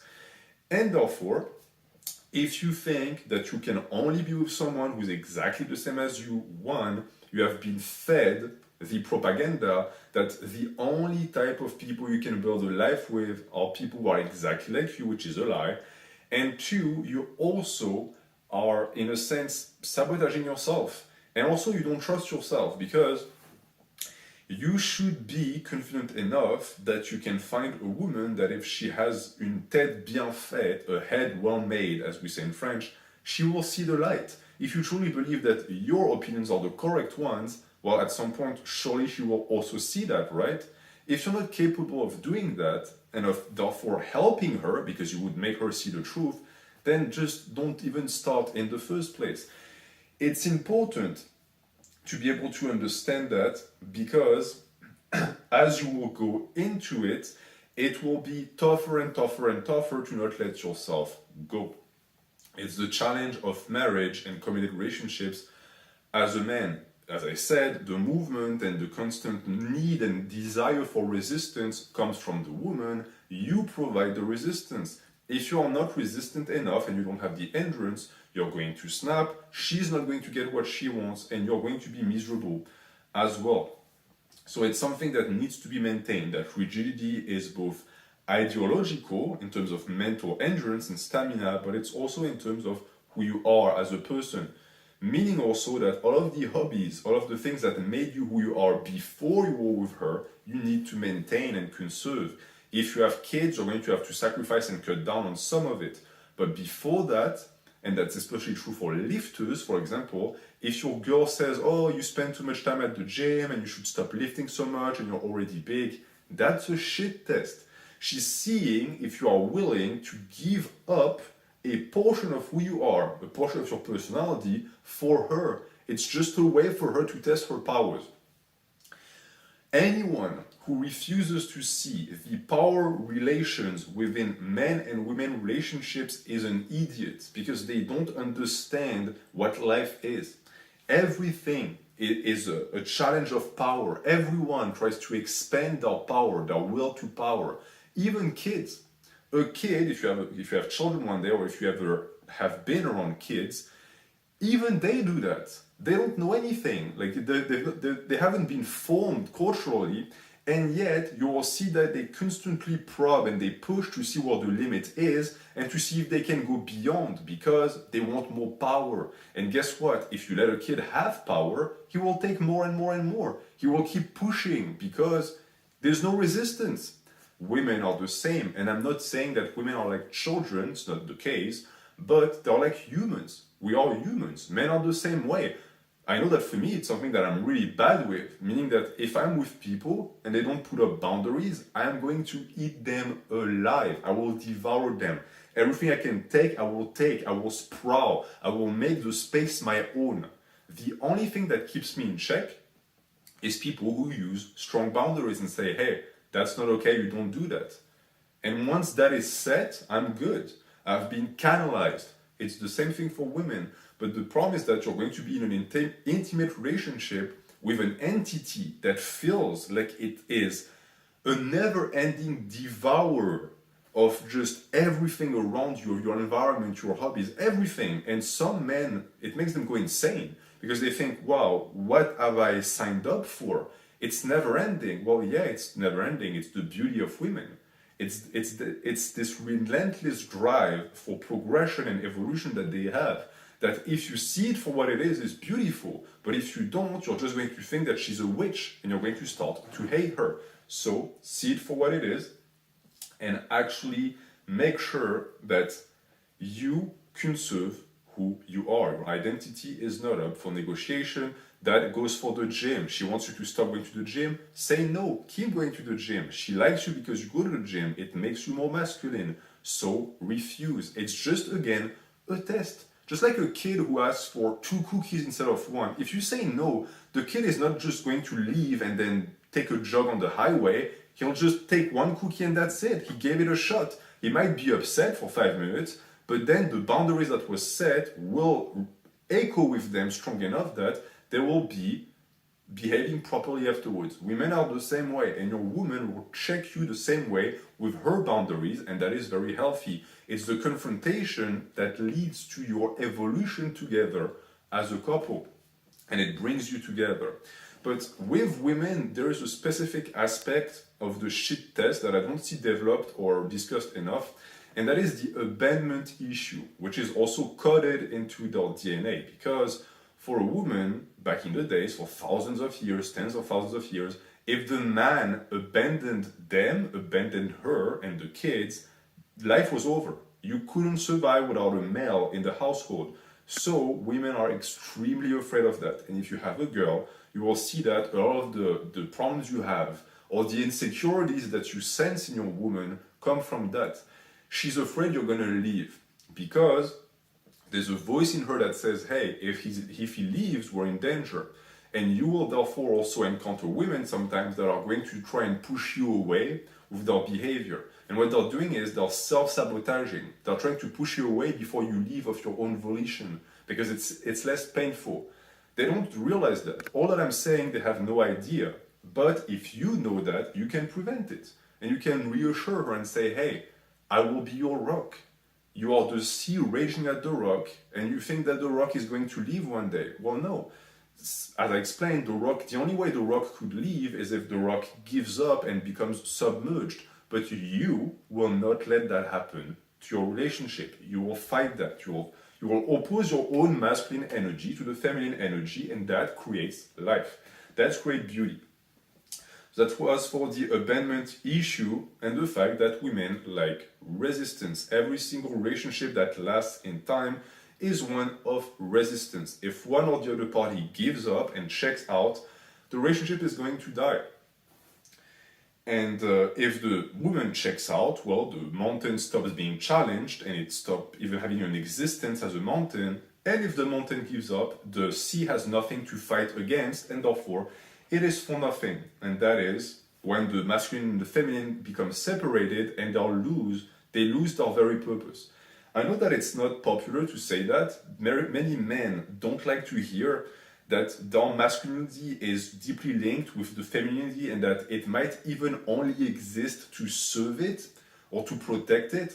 I get why. It's because right now, since the feminine is not fulfilling its purpose, why should we fulfill the purpose? The problem is that it's a very childish approach, and that if we give up as the rock, might as well close up shop because humanity is going to be destroyed. We have to be more mature than the enemy, okay? I see too many men who try to fight feminists with their own methods, and it doesn't work because their methods are poisonous to start with and they come from their own mental imbalances. Don't do that. Don't allow yourself to do that. Be stoic, be the rock that you are always meant to be. Now, if we're going to talk more about men and women in those metaphorical terms, there's another one that I like because it offers a more balanced approach and painting of this entire thing.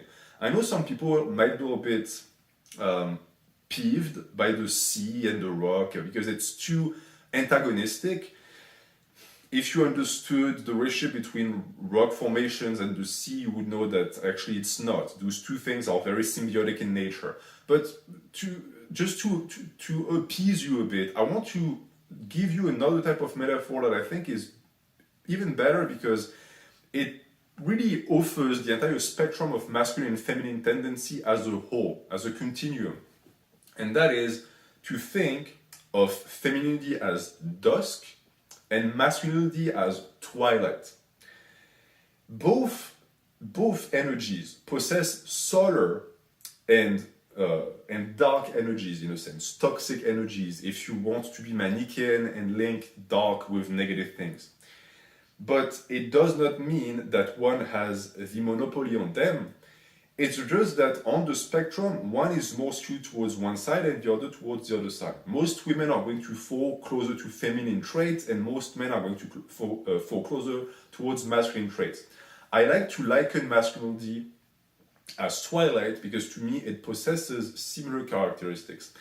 And females, and the female energy in a sense is more like dusk. Twilight is a little bit more oppressive, a little bit more threatening. There is more, in a sense of doom in twilight. There's a closer understanding of impending violence in a sense. With dusk, I always find dusk more comforting, more fresh, more nurturing in a sense, and it's the promise of a new day, it's a promise of life. But dusk cannot happen without twilight because they're part of the same cycle, and they are both part of the day and night cycle, so it's not like femininity is the dark or masculinity is the sun. It doesn't work like that. But funnily enough, if you were to look at most religions, and especially most animist religions, every single time the moon is seen as a feminine entity and the sun is seen as a masculine entity. That says something. Nature in itself, even though it's not human, possesses masculine and feminine traits. And one of these feminine traits that I want to discuss is, again, the discussion on status, because I think it's very important.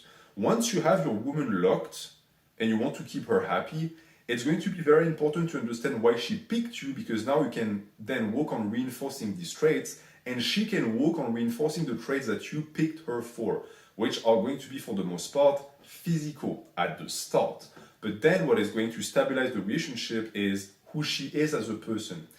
I want you really to give yourself the chance to discover women, and I want you to take it to heart and to think, because too many young men, simps or incels, they're the same in reality, see women only for their physical envelope. And yes, the physical envelope is very nice, but women are truly lovely, lovely creatures. In reality, and it might be taken as something very simpy to say, but women are kinder than men.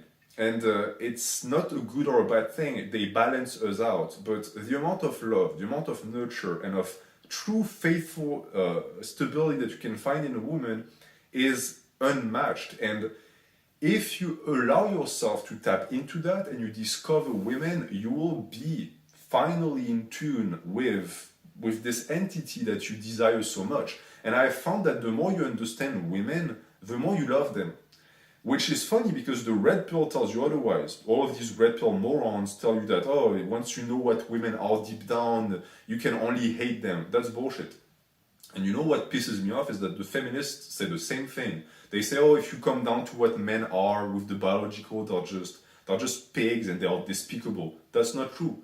We are amazing creatures as well. But if we're only seen through the biological lens, of course, everything is mean through the biological lens. Look at sex. If it's just biological, it's what? It's an exchange of fluids? Yeah, who wants that? Well, if you look at it from a more artistic standpoint, it's the consecration of love, it's the creation of life. I would advise you to always look at it from both sides, and it's what I tried to offer with my analogy with twilight and dusk. But for the status thing, understand that just like women are going to try to change you but don't really want that, women also cannot go back on status. And we're going back to the sea. The sea constantly advances. It retreats sometime, but it's only to advance again. Look at a tsunami. A tsunami just sucks the water out for miles and miles, but it's only to come back stronger. Women are like this too. It's a constant back and forth, which means that they also have a very tough time going back on status, which also means that you cannot let yourself go. You really, as a token of respect for your woman, owe her to be a strong individual, because if you start lowering yourself and you start being ranked lower in terms of social hierarchies, she's going to start resenting you. But what I explained before, the kindness in women means that she's never going to express it. To give you an example from my life, I was at a point 4 years ago, I think, where I was borderline obese. I was 240 pounds, I was very fat.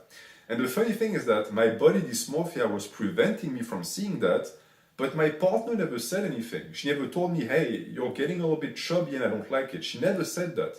And the reason why is she's kind, she's nice. She saw I was getting fat, but she loved me for who I am. And that is an ability that only women possess.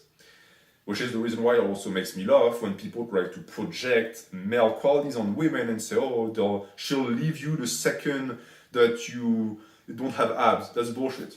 You can become a fat fuck, she will stay with you, but it's not a good thing because she's allowing you to lower yourself and it's not making her happy because you are losing what used to make you so masculine and great in her eyes. If she picked you when you're already chubby, then she likes that. It's what she likes in terms of social status, so it's okay. But you must preserve who you are and your strength and identity as a male as a token of respect, again, for your woman. It's absolutely essential. Because even though women can love unconditionally, it only goes so far. And the problem is that men can't do that, I have found. If you want to contradict me, it's fine. Men have an easier time giving up on their partner if they perceive a change that is not to their liking and they see that it's going to skyrocket or it's going to snowball out of control, which is also a good thing. Both sides bring to the table what is needed. But you see that with men nowadays, this overindulgence that women offer their men lead to the men not being men anymore and the women then being frustrated and resentful. So it's a cycle that is very dangerous. And as a byproduct, I see many men nowadays who also refuse to express their biological drive and their requirements for women, and therefore they don't hold women to the same standards, and women also go to shit, and both sexes are regressing. It is your duty to make sure it doesn't happen. Because, as I said, girls aren't like us, and that's what makes them attractive. The equalization of genders, as I said, just makes the opposite gender less attractive because they become less and less of an opposite. You need to embrace that. Like all of the weird stuff that your woman does, all of the quirky stuff that sometimes annoys you, that's why you like her deep down. You might not realize it. It's why you like her. If you're many guys, I hear guys say that and say, oh, I wish my girlfriend was like my best friend, like my bro. No, you don't, right? Because it looks like some dudes think that the perfect woman is the body of a woman and the spirit and soul of a male. But that's not true. What you want is not a bro with tits that gives you blowjobs. You wouldn't like that. You think you would, but you wouldn't. What you like is that femininity. So let her preserve that. Because by preserving her feminine drive, you preserve your masculine drive. And that's what I spoke about with the twilight, the dusk, and that interconnection between the genders. If you start allowing the other gender to just degrade, you're going to degrade as well. It's the reason why this entire feminist and masculinist thing is nonsense. We need to work hand in hand for the preservation of the species and of our love life. It is very important. Which means that you don't want to become a woman. You want to preserve your own abilities and your own identical. I keep trying to use that adjective even though it doesn't exist. You want to maintain a strong masculine identity. The way your woman found you, take that and reinforce that and shape that. That's what she wants, all right? She doesn't want the mountain to crumble. She wants it to just keep expanding into the sky because that allows the sea to also keep raising and then you raise together. This, however, does not mean that you're going to fall for some of the most dependent pensions that you see within certain males nowadays. Like, for example, depending on your woman to make food, or depending on your woman to clean your shoes, or to clean your laundry. That is, I don't know why it has been seen as masculine. It's not. It used to be when the man was the provider and the woman was the home caretaker in a sense. Because then both genders had a role. But nowadays, women work. So you can't put that weight on a woman's shoulder. It's not biologically her role to do the laundry. It used to culturally be because it made sense, but nowadays it doesn't anymore. So I know that some men want to go back to that. Problem is the economy doesn't allow it. So your good old days are sadly dead and gone, but the good news is that it doesn't matter. Many people think that because this is gone culturally, then the biological is gone and men and women can't have that type of relationship anymore. It's not true. But the relationship of dominance and submissiveness is going to take place on a different level. And you're going to see that. This doesn't include chores. Do your fucking chores. Don't be a baby. When I meet men who are 28 and they say, oh, I can't cook, I want to slap you across the face because you're pathetic. You're a man-child. It's not attractive, and it certainly is not something that women like. Unless you're looking for a replacement for your mom and you have mom issues, you don't want to put that responsibility in a woman's hands because it's going to degrade the image she has of you. Women like dependable men who are individuals and who are able to be independent. If you don't have that, well, again, as I said, the woman might not leave you because they're too nice, but the relationship is going to devolve. It's something that I think now I can explain in better terms. It's why I said that men being more decisive in their ability to just cut a woman off if she misbehaves is a good thing, is because since women don't have that, someone has to do it. But the problem is that if you're a man and you lack that and you don't have the ability to be self-aware, your woman will not provide that for you, so she will allow you to just destroy yourself and herself. Many relationships, and I've said that, where the man wakes up one day and says, I don't understand, she hates me, she's been hating you for 15 years because you constantly make it so that you put responsibilities on her and she crumbles under that weight and she hates you because deep down she thinks, well, it's not my weight to carry, but feminism and the modern world has told her that she should be happy about carrying all that weight. So it's that weird cognitive dissonance within her and it's crumbling her inside. It's like a dark hole forming here, and that dark hole is going to swallow up your relationship. So clean, cook, do your own laundry, okay? You can separate the chores if based off of personal time and allowances, but never be dependent on someone else for basic stuff like this. It is simply not good as a man. You need to be useful, okay? You need to be a rock. A rock is stable, a rock is useful. Because women also love dependable men, I've already explained that. And you see that because of the tests, okay? The tests keep reoccurring because she keeps testing you to see if you are still as reliable as you once were. It's the only way she has. You can't hate her for that. The only way she has of knowing if you're still up to par is to test it, right? How do you test a car? You start it. You don't look at it. You don't ask it, hey car, are you still a car? No, you try. You try to see if it's going to start. Your woman is going to do the same. But guess what? If she starts the car, it means that she still wants to drive. I could have said she still wants to ride, but too easy of a pun. So try to actually appreciate her for it. Appreciate the effort that she's putting into trying to keep you in shape. And everything she goes overboard, you check her, just like she will check you. That's perfectly fine, it's not sexist. Because all of these steps really boil down to seeing if you're going to be a good mate, which really means if you're going to be a good dad. Because the amount of shit your woman gives you is like 1/10 of what children will put you through. In reality, it's again linked on evolution. I'm certain that it's a way that women have put in place culturally to make sure that you're not just going to grab your baby by the neck and smash his head into the wall when he starts crying. She's testing your resilience to see if you have the backbone necessary to carry your children. Because that poor woman will carry your seed for 9 months. She better be sure you're going to be there afterwards. And you know what? I would even go as far as to say that because women have stopped being exigent enough with their men, there's the reason why so many kids grow without a dad. Because the women don't go into the proper phases of testing for a mate to make sure he's going to stay around.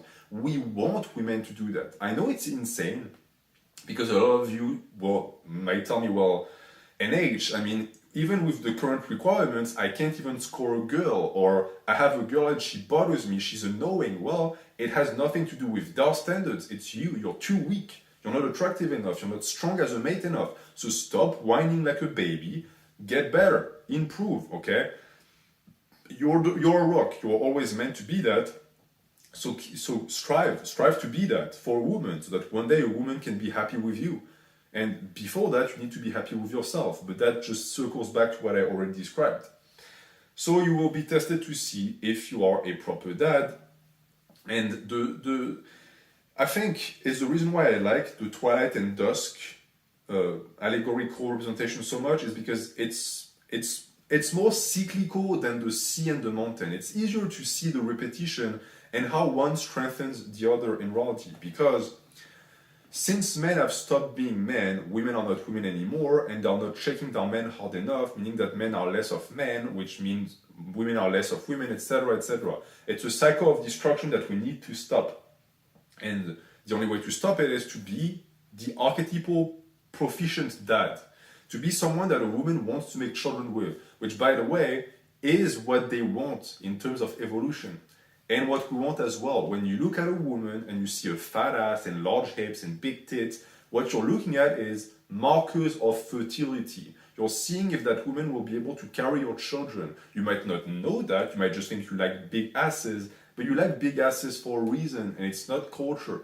It's biological. It's a portion of culture, but mostly biological. Women are going to look into men and think, okay, does he have the ability and the characteristics to be a proper dad? If you look at it, height, strength, muscles, all of that serves what purpose? To be good looking when you fuck her? I don't think so. It means that you're going to be a strong dad that can protect the children. That's what it means. Wealth. What is she gonna do? Grab a bill and then rub her clit with it? No. She has resources to take care of the baby. That's why it matters. That's what it means. You're charismatic. It means that people are going to like you and potentially also like your kids. So they have a safeguard if something happens to the mom or the dad. All of that all boils down to evolution. And if you want to even go crazier, it's even more than that. Because what we like in a partner is also what we know other people will like.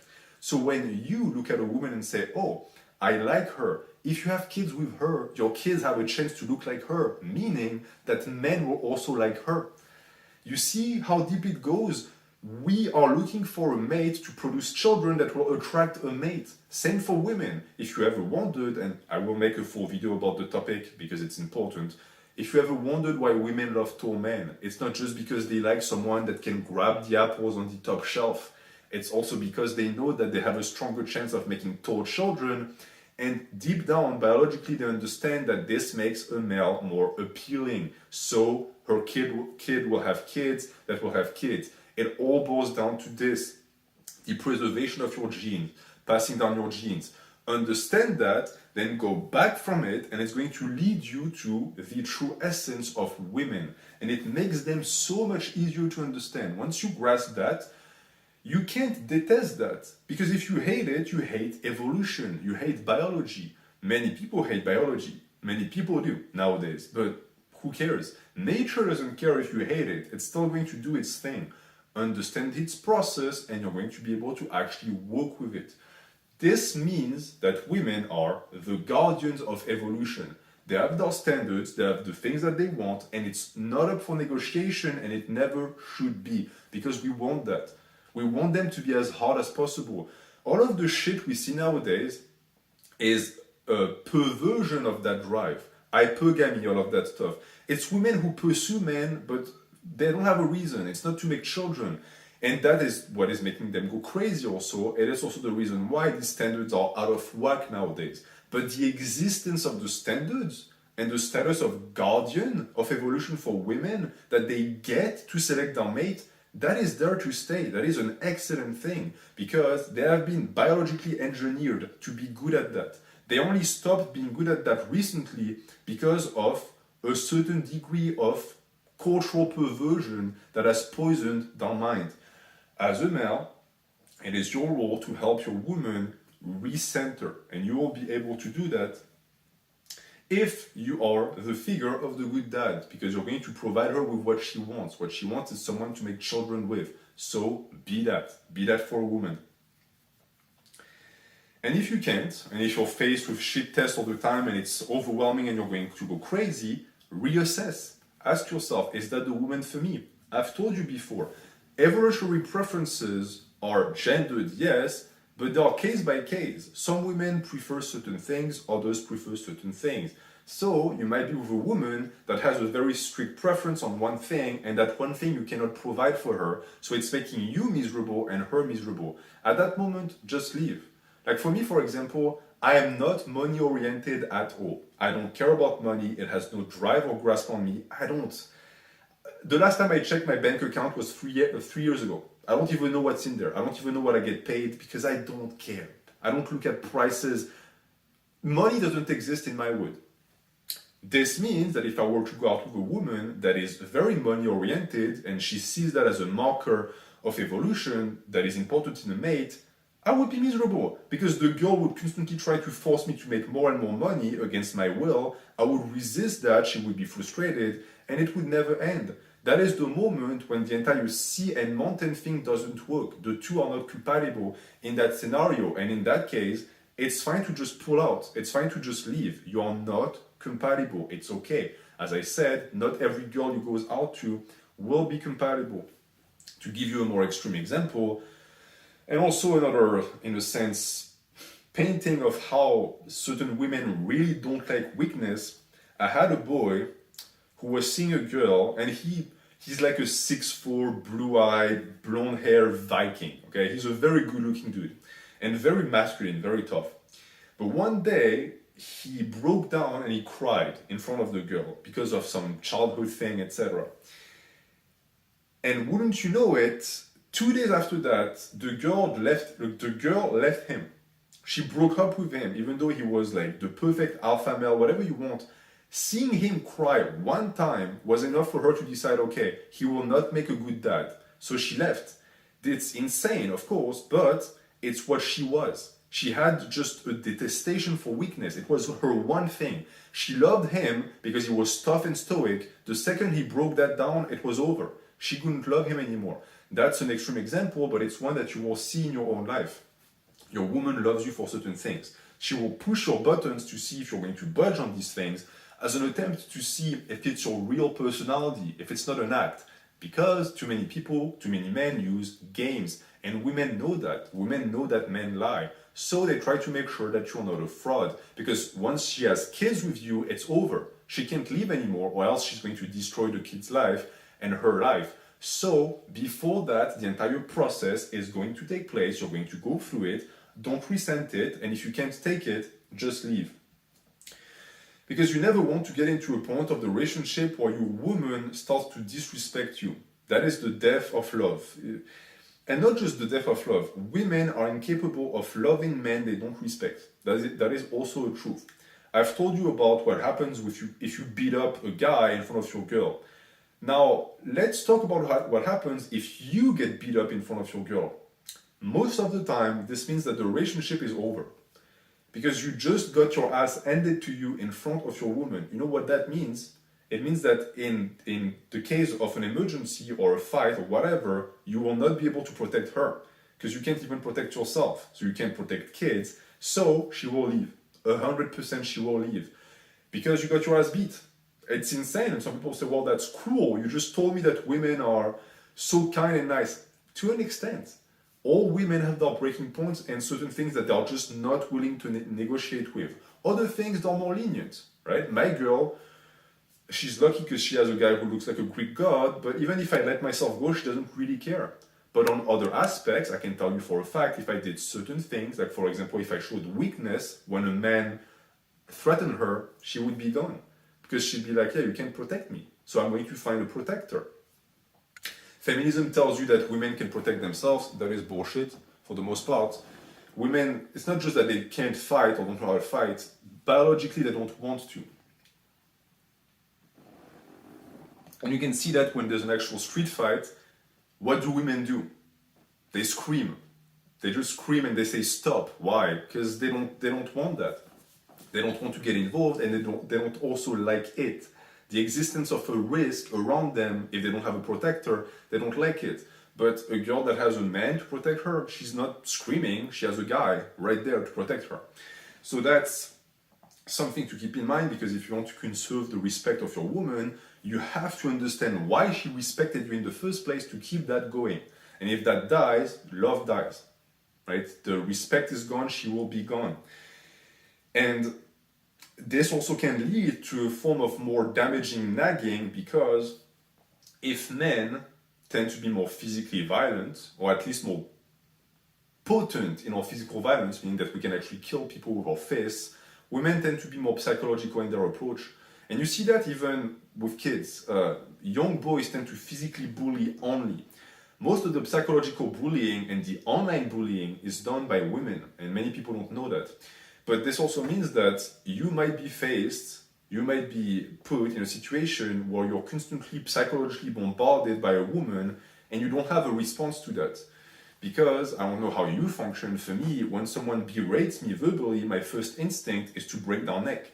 And the thing is that it's not something you want to do, because it's not very nice to start with, and on top of that, it's just not a sustainable way to approach problem solving.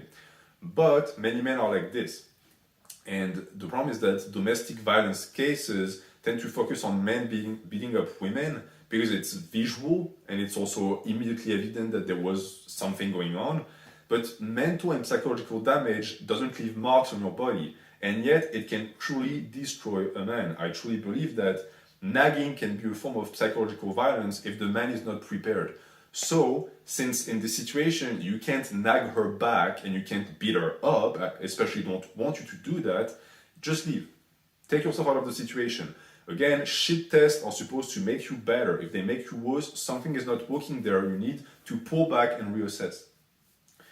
And just to go on that, because maybe some men are going to ask me, yes, I do think that men should never hate women. The entire thing about equal left, equal rights is a result of the destruction of both genders. Men are stronger than females. We also are more balanced emotionally. You should never raise your hand on your woman, or any woman for that matter, unless it's to protect your own life or the life of someone else. That's it. If you're just annoyed and you slap a girl, you're a piece of shit, you have no self-control. It is your role to be the rock. It sucks, because yes, you're going to be slapped around by the waves, and the waves sometimes behave as if they could take you when they can't. You're the rock, nothing is going to happen to you, okay? Just steady yourself, steady your mind, and don't let yourself get sucked into that type of foolishness. Sometimes it's going to mean also setting up strong boundaries, and you're going to have to teach your woman what is and isn't acceptable. This sounds, again, incredibly chauvinistic and misogynistic, yeah? But I think that it's the best way to actually handle a relationship with a woman. Sometimes they need to be told, hey, this is not acceptable. And sometimes they will even thank you. Not all the time, they won't like you all the time, but it's needed. The strong boundaries are needed, and the only way to put them in place is to be just direct. If you try to be subtle about them, your girl won't get it. Because, in a sense, she wants you to affirm yourself. So if you're subtle, well, you set up nothing, so nothing has been set up, so she will just continue. Don't be afraid of being direct, of being actually confrontational in that. It's a very important aspect of feminine and masculine relationships. And then the other side of that is that, as in a sense, the payback for it, you also should give her what she wants. What you get from a woman is the companionship. She gets the same thing, but what I described previously about, the touch and the lust and the ability to grow with someone, women get the same things from us, but in different shapes and in different shades. And the big thing that women want is attention. Women really crave attention. Women crave attention the same way that men crave intimacy, sexual intimacy. And they can get attention from sexual intimacy, by the way. For them, for women, sex can just be a way to connect with the partner. For us, men have a tendency to always think of sex and everything in life in quantifiable measures. Like, oh, we got this much pleasure. She got these many orgasms. women like orgasms, but not the way we do. Like, we engineer everything in our heads and we calculate. They're more about the experience, about the moment, about the connection. And it shows when you discuss sex with men and women. Men focus on the quantity. They say, oh, I've had sex with 46 women, or oh, we had sex 2 times or 3 times in a row. When you talk to women, they don't speak like this. They talk about moments. Oh, he kissed me at an instant and I felt protected and embraced. Like, for them, it's more emotional, but it's more the quality that matters than the quantity. And this is also going to mean that this attention that you give her is going to be a very important part of the relationship, a part that cannot be taken away, because it's cruel. To deprive a woman of attention is cruel. I firmly believe that. Just like not watering a plant is the surest way to see it die. You want to give your woman attention when she wants it. It's a way for you to show that you love her, because go back again to evolution. What is attention? It's a sign that you will be there for her. You can be there for her in that instant for an hour. It's a commitment. It's a sign that in the future she can count on you. And that's incredibly important.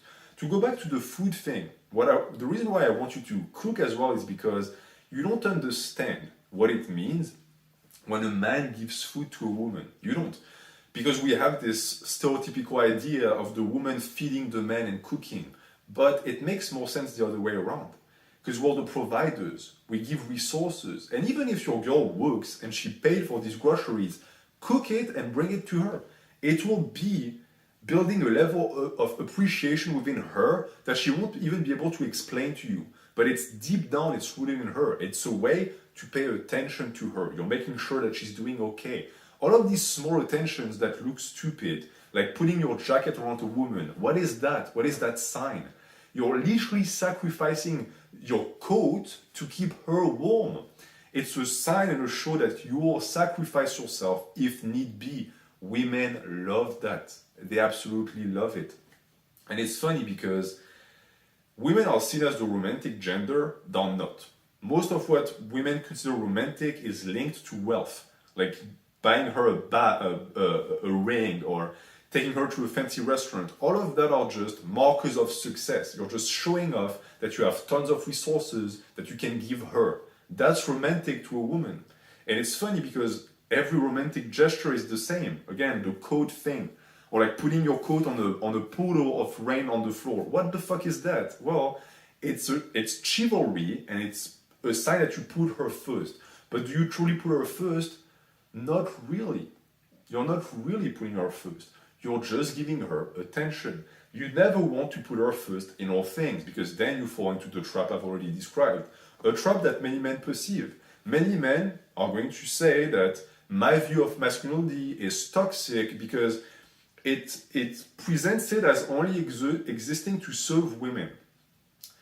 I do believe that, but only when masculinity serves itself first, right? You fill your own glass first before filling everyone else's. That's what being a man is. You are so strong, you are so resourceful that you are overabundant and you can then give to people around you, okay? That's when the protection comes into play. You want to be such a vibrant male that you have those resources available. You don't want to be the petty guy that has just enough. Oh, I just have one coat. I won't give you my coat. No, you want to have plenty of coats to cover plenty of people. That's the masculine. That's who we are inside. It's what we've been designed to do. And that's why women love that type of attention so much. So give that to her, but don't spoil her. Just like with the shit test, there are boundaries to be put. You give the attention that you think she needs or deserves, and that's it. No more, because you can spoil her. Just like you can spoil a man if you give him everything he wants, or spoil a kid if you give him everything his heart desires. This is how you keep the relationship stable, because if you do everything I just described, you're going to keep your woman engaged, so she's going to move, she's going to feel resistance, so she's going to think it's fun. Women love that, they think it's fun. Why do women start arguments? It's fun for them. It's a way to keep some dynamics going. She's bored, she's starting an argument. Next time, make sure she's not bored. She's not one that you must entertain at all times, but you are supposed to be her man. You are supposed to be with her, do things with her, give her attention. It's very important. And you will find that a woman that has that type of environment, that type of male, and who is safe, stays. People who tell you that women are these evil witches that just go from man to man, and the second they see a better man, they leave, that's nonsense. It's actually the exact opposite of what women are. What these people describe is men. Men are like that. Men are the type to ditch their wife when they're 50 to go for a 30-year-old. That's what men do. Women don't do that shit. A woman will stay with you until the day you die. If you actually treat her correctly and you're a proper man to her and a good future dad, she will be with you through thick and thin. I've seen things, my friends, that brought tears to my eyes. Women who stuck with men through chaos, through illnesses, through death. Always. It's the reason why, by the way, if you look at who remarries the most, men remarry after their wife dies. Women don't. Les femmes restent veuves. It's the reason why you have this image of the widow. It's because it's based off of biology and evolution. They don't move on. I know a woman whose husband died 15 years ago. She still is mourning him. She still wears black. She refuses to go out and party. You know why? Because he was a good man and a good dad. She will not move on from that. She will not move on from the ghost of a man who treated her correctly. Anyone who says that women are heartless you're just purely retarded. You cannot access her heart, so you think that she's a monster. Well, it's like Frankenstein creature. Was Frankenstein's creature a monster? No, Frankenstein was. He created that monster and then he couldn't access its feelings, so he thought he was a monster. He wasn't. You don't understand women if you think that they're like that. So take care of them. Because if you do take care of them and you do accept what I said as truth, you will also realize one thing. Something that is heartbreaking, something that many people don't want to face, but something that is true regardless. And that thing is that everything I just described, with women being faithful if you treat them properly, with them actually being incredibly lovely and just wonderful people, if they are given the proper environment to actually thrive, all of that is not true for men. Because if you look at the sea, and if you look at the mountain again, the sea is constantly in need of the mountain. It's constantly crashing against the mountain. But the mountain doesn't necessarily mean need the sea, or need that sea in particular. Men have the ability to stand alone. And it's a good thing, but it's also a bad thing, because it means that if you are in this game for a committed relationship with a woman, it's going to be a lot of work on you. And not because it's going to be anything to do with you handling her. That's the easy part, what I just described. Handling yourself is going to be really tough. And I have a lot of experience with that, so I'm going to be able to share it with you. But since men aren't like women, we've already established that, and women are this stable, faithful creature, then that means that you're not. You're by default and by nature unfaithful. So how are you going to be able to stay? How are you going to stick around with the woman? How are you going to make it work? How are you going to make sure you don't become like one of these people who have kids and then bounce and leave? Because there's many of these people. And you could say they're not men.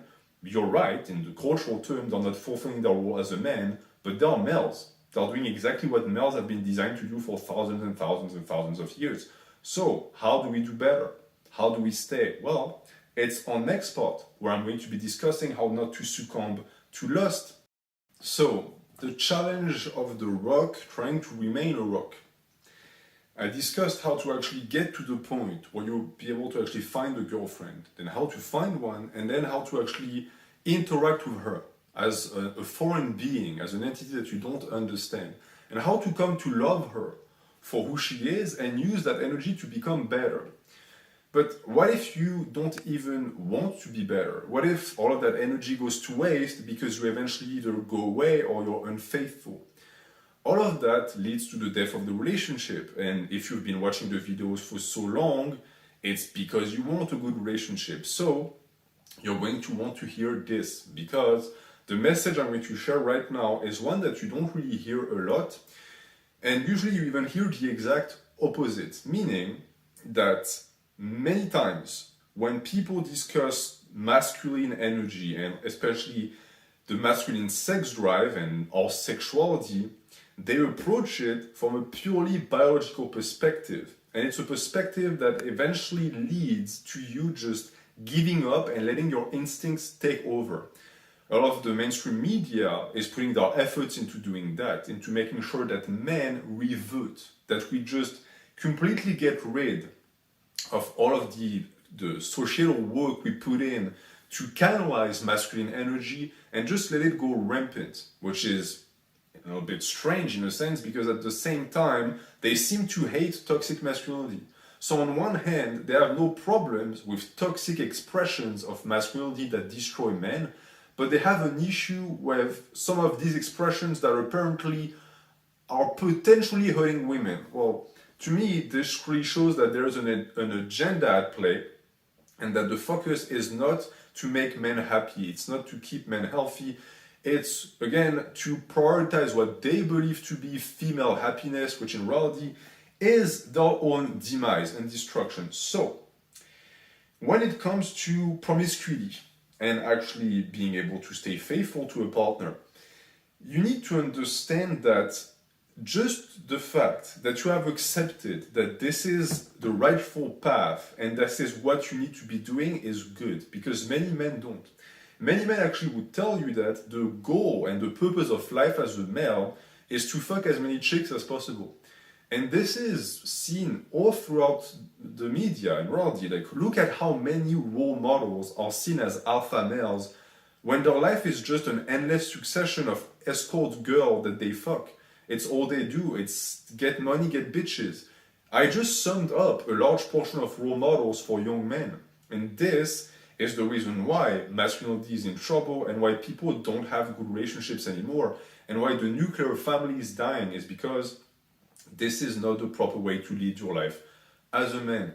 Even though biologically it is.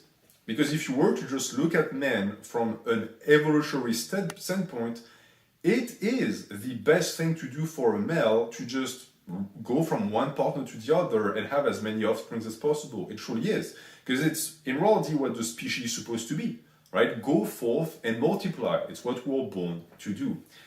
But that would only be true if we're animals. And since we've ascended the rank of animals and we're something much more supreme, it's not true anymore. Meaning that it's not just enough to have a kid. You have to take care of the kid. You have to raise the kid. It's funny because I know a guy, the dad of one of my friends, who did what I just described. He went all around the world and he had sex with as many women as possible, and he never took care of the kids. And he has like 22 sons, I think, something like this. That guy is not a good dad and he's not a good man. He's a good male, he spread his seed, but he didn't take care of the kids. So he didn't fulfill that role. It is going to be up to you to decide whether or not that's what you want to do, because, as I said, it's very easy to be a promiscuous male. It's not hard. I mean, if you're a little bit good looking and you put in the work and you know how to talk to women, everything I taught you today, you could use for evil. You could go out and just manipulate women. Women are very easy to manipulate. And I say that again from a knowledge standpoint, because I manipulated a lot of women. And for me, it was never pernicious. I never really tugged on their biological strings on purpose, but I still, in a sense, did. And the problem is that I did a lot of damage. See, the problem with promiscuity, especially when it's wielded by men, is that it damages the men and the women. It's the reason why I said previously that I don't like hearing guys who complain about feminism, because we created feminism to a great extent. And you still see that to this day, where for me, for example, I know for a fact, because I've seen it with my own two eyes, that I've created feminists. I've created bitter women that hate men and will never actually have kids. You know why? Me, because I lied to them. Because I went out with them and I made them think that, oh, maybe one day I'll be your man and we'll have a family, and it never happened. I just used them for sex. What do you think it does to a woman? It makes them go insane. A lot of feminists are created by shitty males. So I don't want to hear guys complain. Maybe you never did that, but if you have dreams or aspirations of fucking a lot of women, you will become that at some point. You will do that. So The degeneration of masculinity leads to the degeneration of femininity. The two are linked together. And if you choose to resist, if you choose the path of monogamy, of faithfulness, well, you are going to resist your biological drive, of course, which means that you're going to be a man and not just a male. You're going to be able to transcend that. You're going to be able to actually embody the marriage of the biological and the cultural. And for that, I salute you. Because it's hard. It's hard. It's also the reason why I embraced it for me, because having sex and casual encounters with women is not hard. It truly is not hard. And I speak as someone who I don't think is particularly good looking. I know I'm not ugly by all means, but I'm not like a babe or anything. And yet I've had an incredibly easy time getting women, and it's getting easier and easier, meaning that I'm now committed, so nothing happens. But if you want an anecdote that blew my mind recently, I was on the beach just minding my own business, and I was approached by two girls who offered me a threesome. Now, I don't know if they were going to drag me into the bathroom and stab me and then steal my heart, but they looked like they just were looking for a guy to fuck, and they picked me. It shouldn't be that easy.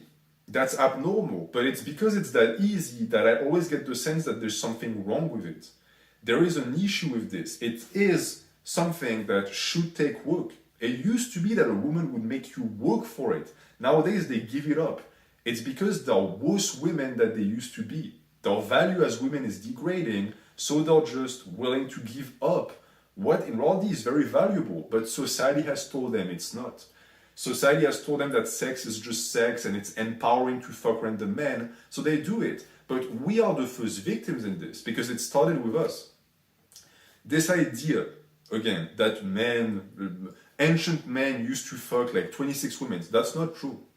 Men back in the days were also committed. You see that in the ancient Greeks. Look at the way the Stoics wrote about their wives. Most people would say they're simps, because they say stuff, oh, she's the son of my days and I would die for her. That's being a man. They understood it back then. This entire wave of promiscuity was brought forth by the sexual liberation of women, because men are always willing to fuck. We're always willing to fuck. The one thing that was holding us in place was women, because women were the ones saying no. They were the guardians of sex and therefore the guardians of evolution, morals, even morals. But because they gave up, now we have access to that, and it's killing us. So, because women are not going to do the job, and because I can tell you that even if you think you're going to be girlfriendless forever and a kissless virgin, if you keep lifting, you be employed and you stay clean, you're going to be very attractive one day. And when that day comes, you might just snap and be like me and just rejoice in the pleasures of hedonism to realize too late that it's not good. So make the right choice now. Because it's so hard, it's the reason why it shows that it's the good thing to do. Trying to stay as faithful as possible in the sense of never actually straying from the path is what you need to impose as a standard to your own self, because your biological demon will not let you do that.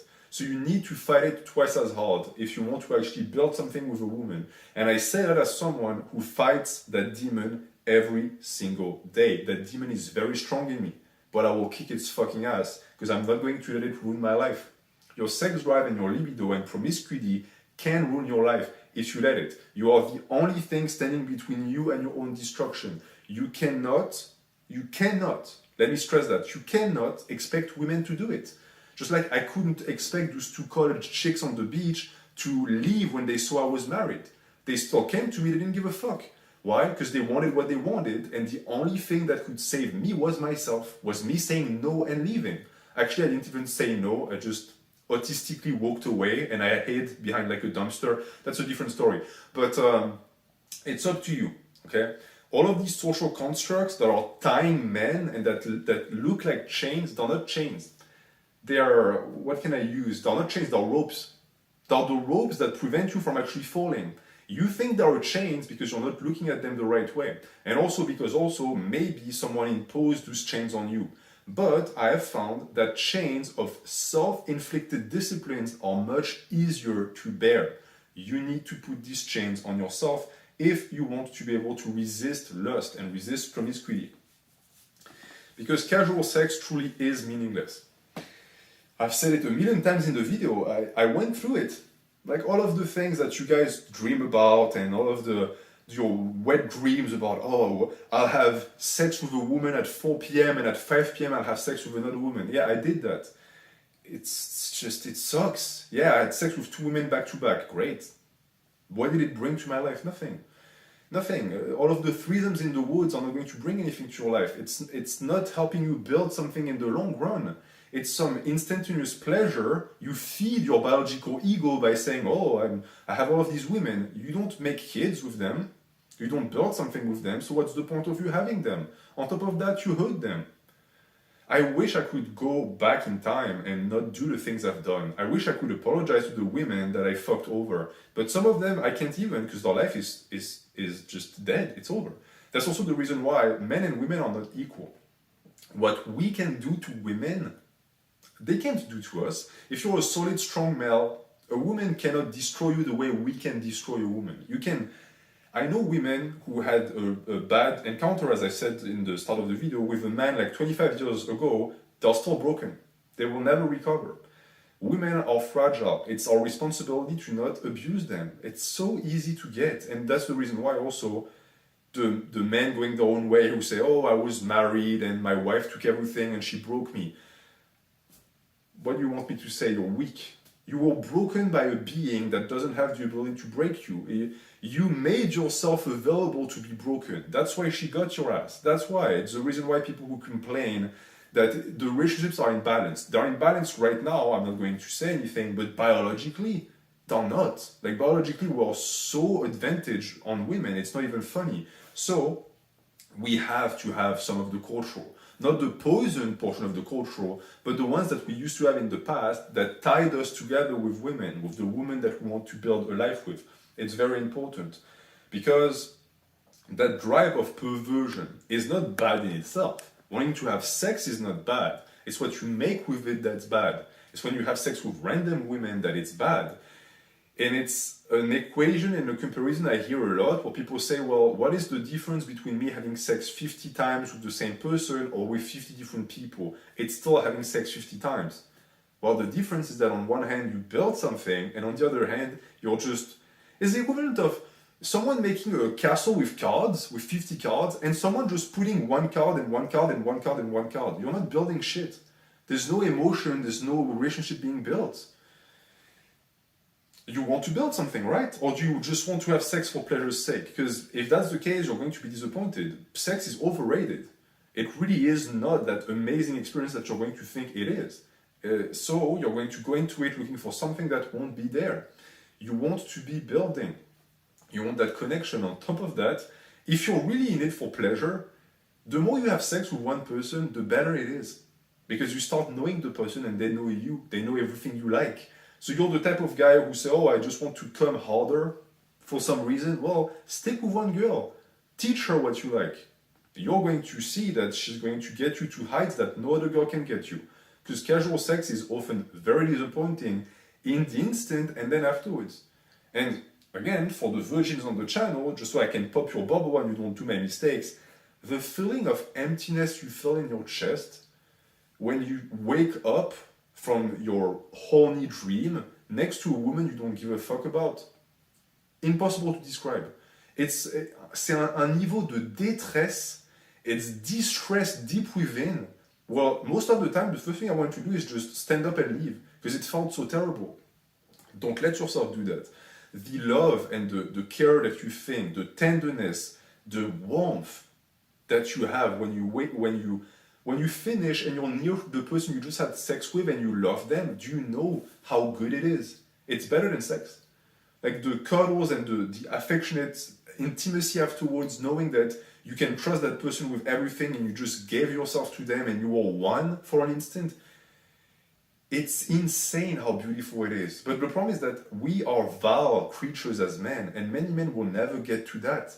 It's the reason why I told you that we need to learn from women when it comes to emotional connections and sex. They got it. The ones that are still sane in the head got it. Strive for that. That is what will make you happy. And I've already said that the men going their own way are wrong, and they're wrong also because their name is stupid. You ever thought about that? Men going their own way. You're going your own way towards what? Because all of these guys say, oh, just focus on making money, don't care about girls. What is the point of making money? To accumulate resources, to do what? To get a house, to get a car? No, to attract a woman.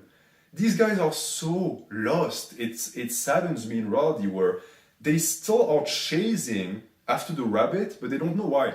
They forgot why, because they stopped looking at evolutionary standpoints. They are still, in a sense, chasing women. They've never went their own way. Men who go their own way attract women. They end up with very good relationships with women and they build things. Men going their own way are chasing the ghost of women while at the same time hating them and telling themselves that it's not worth it. And you see that. You just take one look at them. Look at pickup artists. They're losers. They're all losers. Look at men going their own way. It's the same thing. Look at these dudes. Do you want to be like them? 45-year-olds, like great skin, no dreams, and an expensive car? Is that what you want your life to be? I'm going my own way. This also shows that these men think that you cannot go your own way when you're married. But marriage opens paths. Relationship with women opens paths because you have access to an encyclopedia that you never opened before of a different gender. And women drive men. I've said it in the past. If you have a good woman and she checks you and you know how to utilize that, she will drive you. She will actively make you better year after year. There is a certain level of progression that is not possible without a woman. I said it.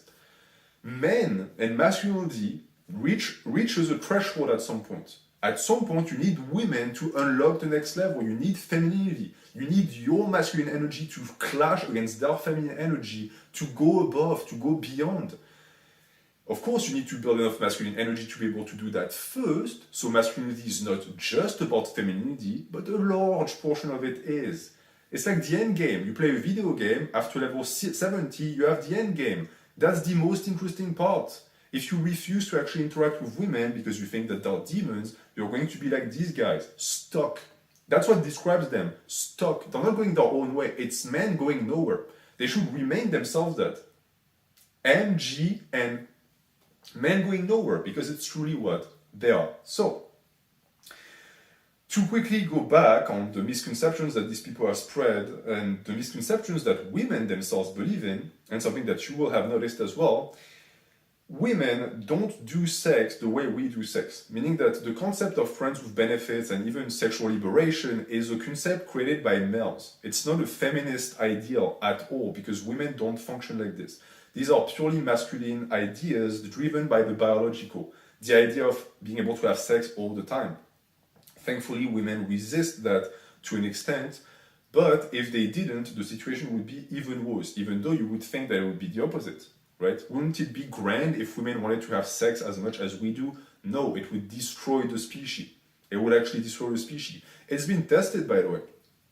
They did that with mice, if you want to check it out, the mice utopia experiment, where when the female sex drive went into overdrive, it created death. Well, the society just collapsed because masculinity had to actually make up for it, and the males started to refuse to mate, or the females started to refuse to mate. It created mayhem, and we start to see that nowadays because women are being taught that it's cool to have sex with random people. It's being glorified, and at the same time, stable relationships and especially pregnancy has been demonized in women, and therefore, since they are, as I said, much more of a cultural creature than we are, they are much more affected by cultural shifts and cultural manipulations. But the thing is that in their case, their promiscuity, female promiscuity, is being engineered by the cultural. For us, it's not the case. You don't need to culturally engineer men into fucking random women. We do that by ourselves very well. For us, it's biological. We are being driven by the biological, which is why for women, it is important that they summon the biological back, that they go back to their roots of what it means to be a woman. And for men, it's important that we summon the standards of masculinity that were lost the cultural that is going to shackle the biological to keep us going. Both genders, I've said that in the NoFap video, is dealing with its own challenges. Us is that. It's to tame that biological beast. And everyone that is trying to just say, oh no, let it loose. Just be free, man. That's what freedom is. That's not. Freedom is found in the restriction. If you just let yourself follow your urges, how are you free exactly? You're like an animal. Animals aren't free because they don't have free will. We do. So exercise that. Make the choice. It's the hardest choice, but it's the best choice you can make.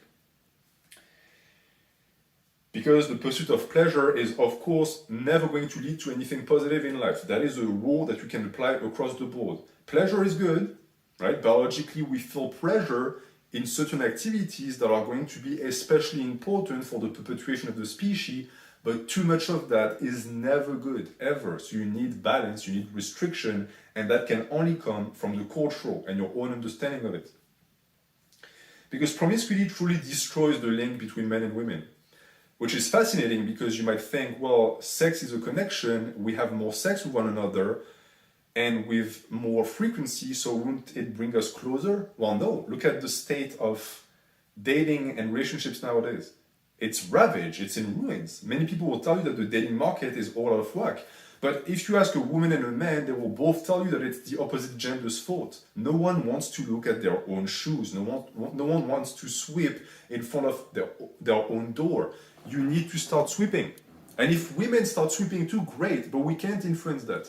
All of the meninists and the men activists that say, oh, it's feminists that did this. No. Men, even if they did, it doesn't matter. Because the only thing you do by attacking them is you're making them attack you in return. Fix yourself and then hope that they do it too. I can tell you that they will. Women are not stupid. There is a resurgence of women who are starting to understand that they've been duped, that the entire movement of feminism was an entire farce, and that the only thing that is left for them right now is misery. Some women are seeing that, they're waking up. Are you going to be there when they wake up? Or are you going to be one of these men that is too far gone? Because again, the link between men and women is one of intergender, but it's also one within you. Because you have that within you as well. The connection between those two energies. Before you can experience that in real life, it has to start somewhere within you. And as I said, promiscuity damages that. The more promiscuous you are, the more you separate yourself from the ability to have a stable relationship. It's especially true with women. Every guy a girl fucks outside of a committed relationship is like a knife in her back. It's another arrow added to our wounds that is going to make it harder and harder to actually hold a man down and have kids one day. It's a baggage. It's the body count. It's not a good thing. But it's also not a good thing for men. And for many men, it's mind-blowing to hear that, because for a lot of dudes, their teenage years and their early 20s is just a game of fucking as many women as possible. But what is it doing for you? Again, I ask. Beyond just bragging rights with other idiots that are wasting their lives as well, or instantaneous pleasure, what is it doing for you? The answer is nothing. It's not. See, I don't even have to use Puritan or religious moral standards to convince you that promiscuity is bad. I don't. It's not needed. I can just use logic. I can show you mathematically that it's not leading to anything, because it is just not. That's what sex with no purpose to build something does. It just ends when it starts. That's it. So just don't do that.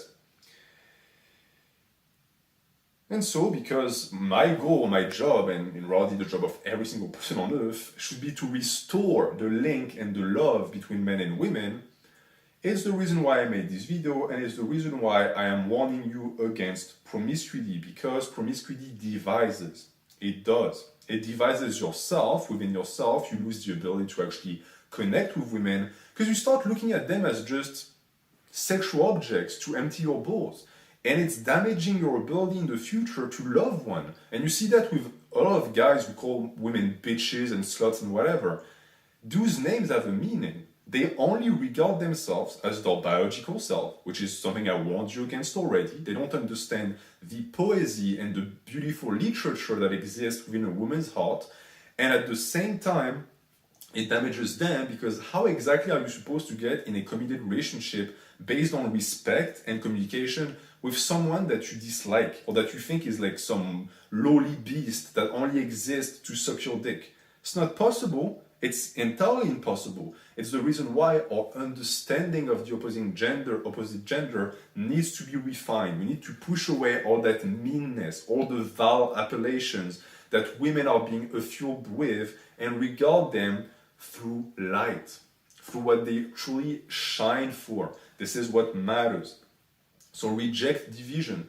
Reject anyone who is trying to tell you that women are the enemy. It's not true. The enemy is the person who is trying to separate men and women. That is the enemy. That is the enemy of humanity. It has many names, but I'm not going to cite any of them because I'm going to get into trouble. So, some water, and then we're going to finish off. I said that the link between men and women is impossibly important because it leads to children. Children, by the way, are the goal of this entire thing. You get a girlfriend to eventually get kids. Many people lose sight of it, but it's the reason why also meaningless sex is stupid, is because you're doing something that is supposed to produce offspring that produces nothing. It doesn't even produce love or anything. At least you think, but the problem is that when you actually have sex with someone, that's especially true with women, you get attached. A portion of you gets attached because sex is sacred. It's not just in and out, in and out. It's a connection of souls. Even if you don't realize it or you don't enjoy it as is, it's a connection of souls and it breaks women. I've seen that myself, where I had sex with women and I felt nothing for them and I could tell that they were falling for me. Because it's like cognitive dissonance. The female instinct is like, okay, we're having sex with that guy all the time, and sex is is one of the most important things we can give to someone. So we trust him, right? We must even love him, right? And so slowly they fell for me, and then I let them down, and they went insane because I'm a fucking asshole. Don't be that. Just don't be that. Don't do that. As much as possible, don't, and strive towards the actual salvation of the nuclear family because it's essential. And at the heart of masculine and feminine, there is that. Children. That's what unites us. It's life. Children are life.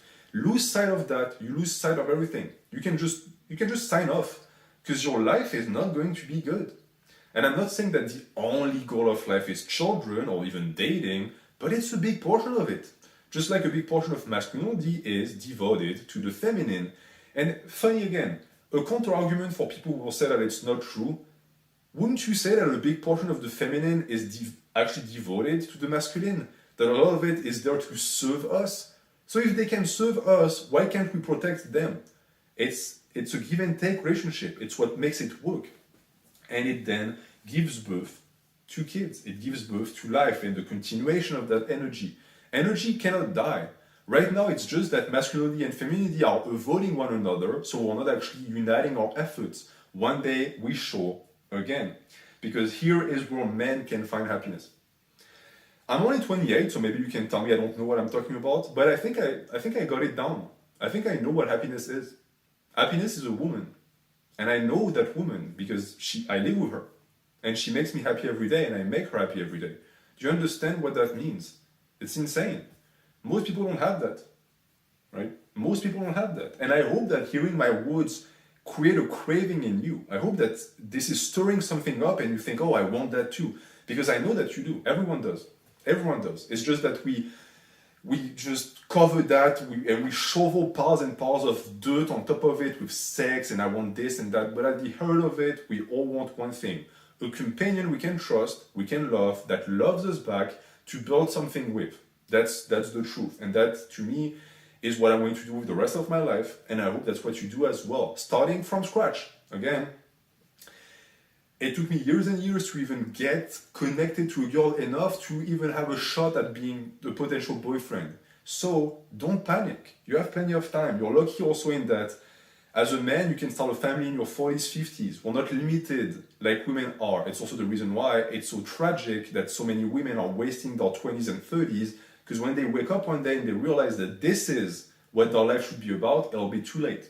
You, my friend, are lucky that you don't have that épée de Damoclès above your head. So rejoice, you can make a change.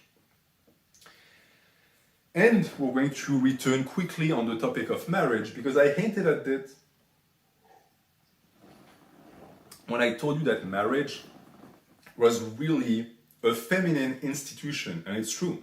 And the red pill would also tell you that. They would tell you that getting married is a scam, it's skewed towards women, it only protects women. That is true. You know why? Because the biological is so skewed towards men that we didn't have a choice. We had to have extremely rigid rules in place to make sure that men would actually stand by their kids.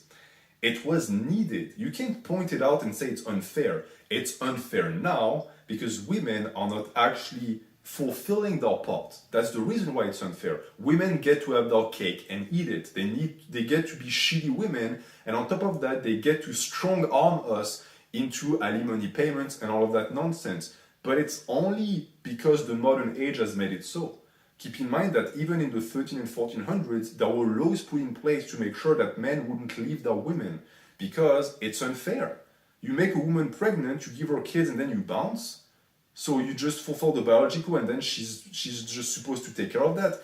That's what destroys societies, by the way. Because the kids that are created from these unions are unbalanced, they are unable to harness their masculine or feminine energy, and because of that, they're certainly completely unable to interact with the other gender, so they are broken adults and they can't have kids themselves. It's the same thing in the mouse utopia experiment. Again, I encourage you to check it out. It's insane how similar it is. You want to destroy a society, you mess with masculinity and femininity. It is the easiest way, because you mess with the two energies that create life.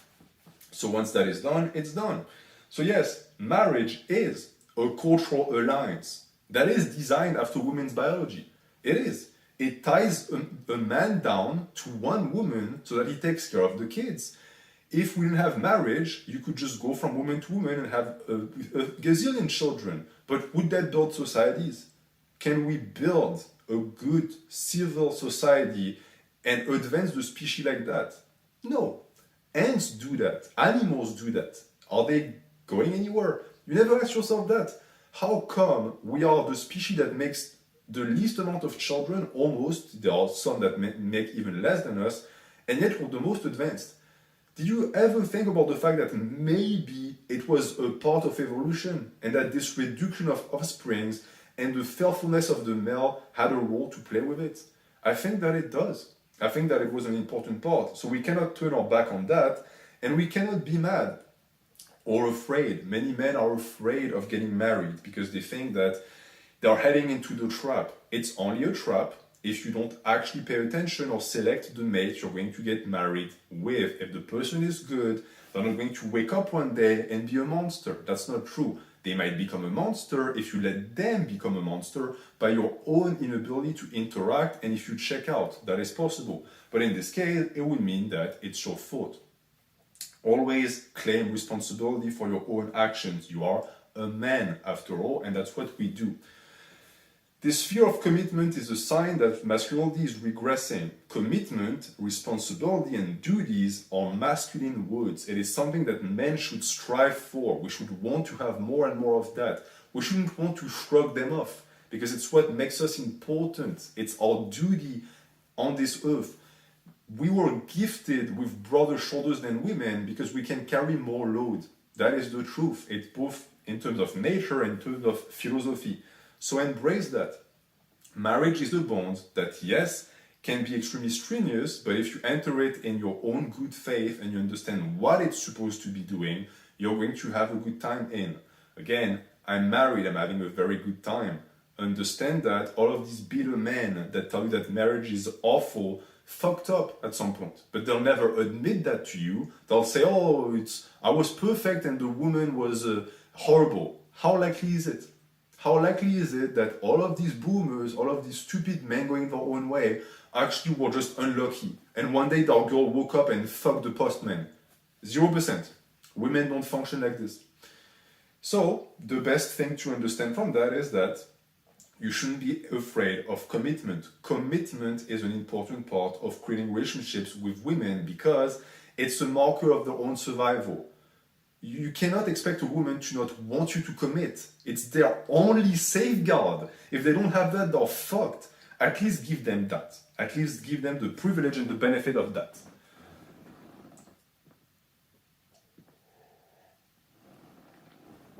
But I understand your doubts, and I also understand why people utilize your doubts, because there are many individuals that are making bank and making a lot of money and getting views and getting traction off of these fears. Well, they see the state of femininity and masculinity, but instead of fixing it or telling you what it is, instead they accentuate the damage and then they say, oh look, it's not going right. You should be very afraid. Listen to me, I'm going to tell you what it's all about. That's the red pill 101. The red pill is supposed to be a pill you swallow to see the truth. What most people feed you is a black pill, painted as a red pill. What they say, oh, the situation is, it's over, right? You ever heard that sentence, it's over? It's always in relation to women. These people are obsessed with women, and at the same time, they want to convince themselves that it's doomed, that the situation cannot be bettered. Not true. I think I've shown to you that it's incorrect. But our mindset is very damaging because it taps into your fear. The easier way to manipulate people is through fear. We're seeing that nowadays. So resist. There is no place in your heart for fear. Be stable, be a rock. That is what is needed of you if you want to get out of that slump, because I know you can feel the slump. But are you going to be willing to actually extirpate yourself from it? That's a different question. It's up to you. I can't do it for you. And that, if you actually are willing and you grab the sword and you take up the fight, will mean that you are going to be combating feminism, masculine agents of whatever protection of my ass. I don't know what names they give themselves. All of the people who stand between you and the feminine, all of the people who are going to tell you that you don't need to have a wife, just like the feminists tell the women that, oh, you don't need a man, you don't need no man, bullshit. We need each other desperately, because whatever we can build of value in this life, we do it together. Right? Oh, I'll have a company and I'll make a lot of money, great, super. That's cool, if that's what you want to do. But most people would be better off actually just doing the easy thing. And the easy thing is the hard thing nowadays, which is starting a family. That's the best way to be productive. It's to create people who are going to be productive. It's out of topic, but you get where I'm coming from. Really be careful with that type of messages. The type that try to look at the biological drive and they try to manipulate it to fit their needs because they're selfish. You see that a lot with people who don't want kids. They'll rarely admit that it's a selfish impulse, but it is. It's incredibly selfish. And it's again utilized because people are selfish. And if you can give moral reasons for people to be, they will embrace them because it makes them feel better. The shame portion of it is important because it reminds people what is right and what is wrong. So as a man, understand that marriage isn't death. Marriage is just another iteration of the commitment. You don't need to actually give institutions power and get married in front of the mayor, but you need in your heart to have that discussion with yourself and commit. I know that for me, I had it before getting married, where I was in bed and I thought to myself, okay, I'm going to be with that woman for the rest of my life and I'm only going to have sex with that one woman. Am I okay with that? If I cannot say yes, I shouldn't get married. I should just not get married. And I thought, and the answer wasn't evident. It was yes. It wasn't an easy answer, but it was evident. And to me, it's what, to this day, I carry in my heart that makes me very happy, is that I made that choice. I'm proud of myself for making that choice. Because the easy way out would have been to just keep having sex with random women. That was very easy for me. Instead, I chose commitment. I chose to select one woman and say, okay, it's you. Out of the billions of women, I selected you. Does it mean that she's the one or the soulmate or the twin flame? No. But I don't want her to be that. I want to be the one that decides that she's that. Nature won't decide that for me. I will culturally decide that I will make her that. Because you make your soulmate. They're not born. You create them with your own effort. And the effort coming from the male is commitment. So commit. Commitment is life. Commitment is the masculine. It's what we're always meant to be doing. And if you want to elevate yourself from the simple rank of male into man, and then be able to have a family one day with children and great children and build an empire, a biological empire, you know the way. Now you know the way. And I'm going to end with that. This was a long video. It's longer than the NoFap video. I'm not going to make a gazillion videos about women because, as I said, many channels do that and it's just a trap because they understand that you guys are really interested in that type of topic because you sense that there is a problem with women and men nowadays. So I put everything in one video. I will make more videos about femininity, about women, etc. on different topics that I want to discuss more. If there's a certain topic that you heard on the video that you want to hear more about, you let me know. But for today, we are going to end on that note. Thank you for watching.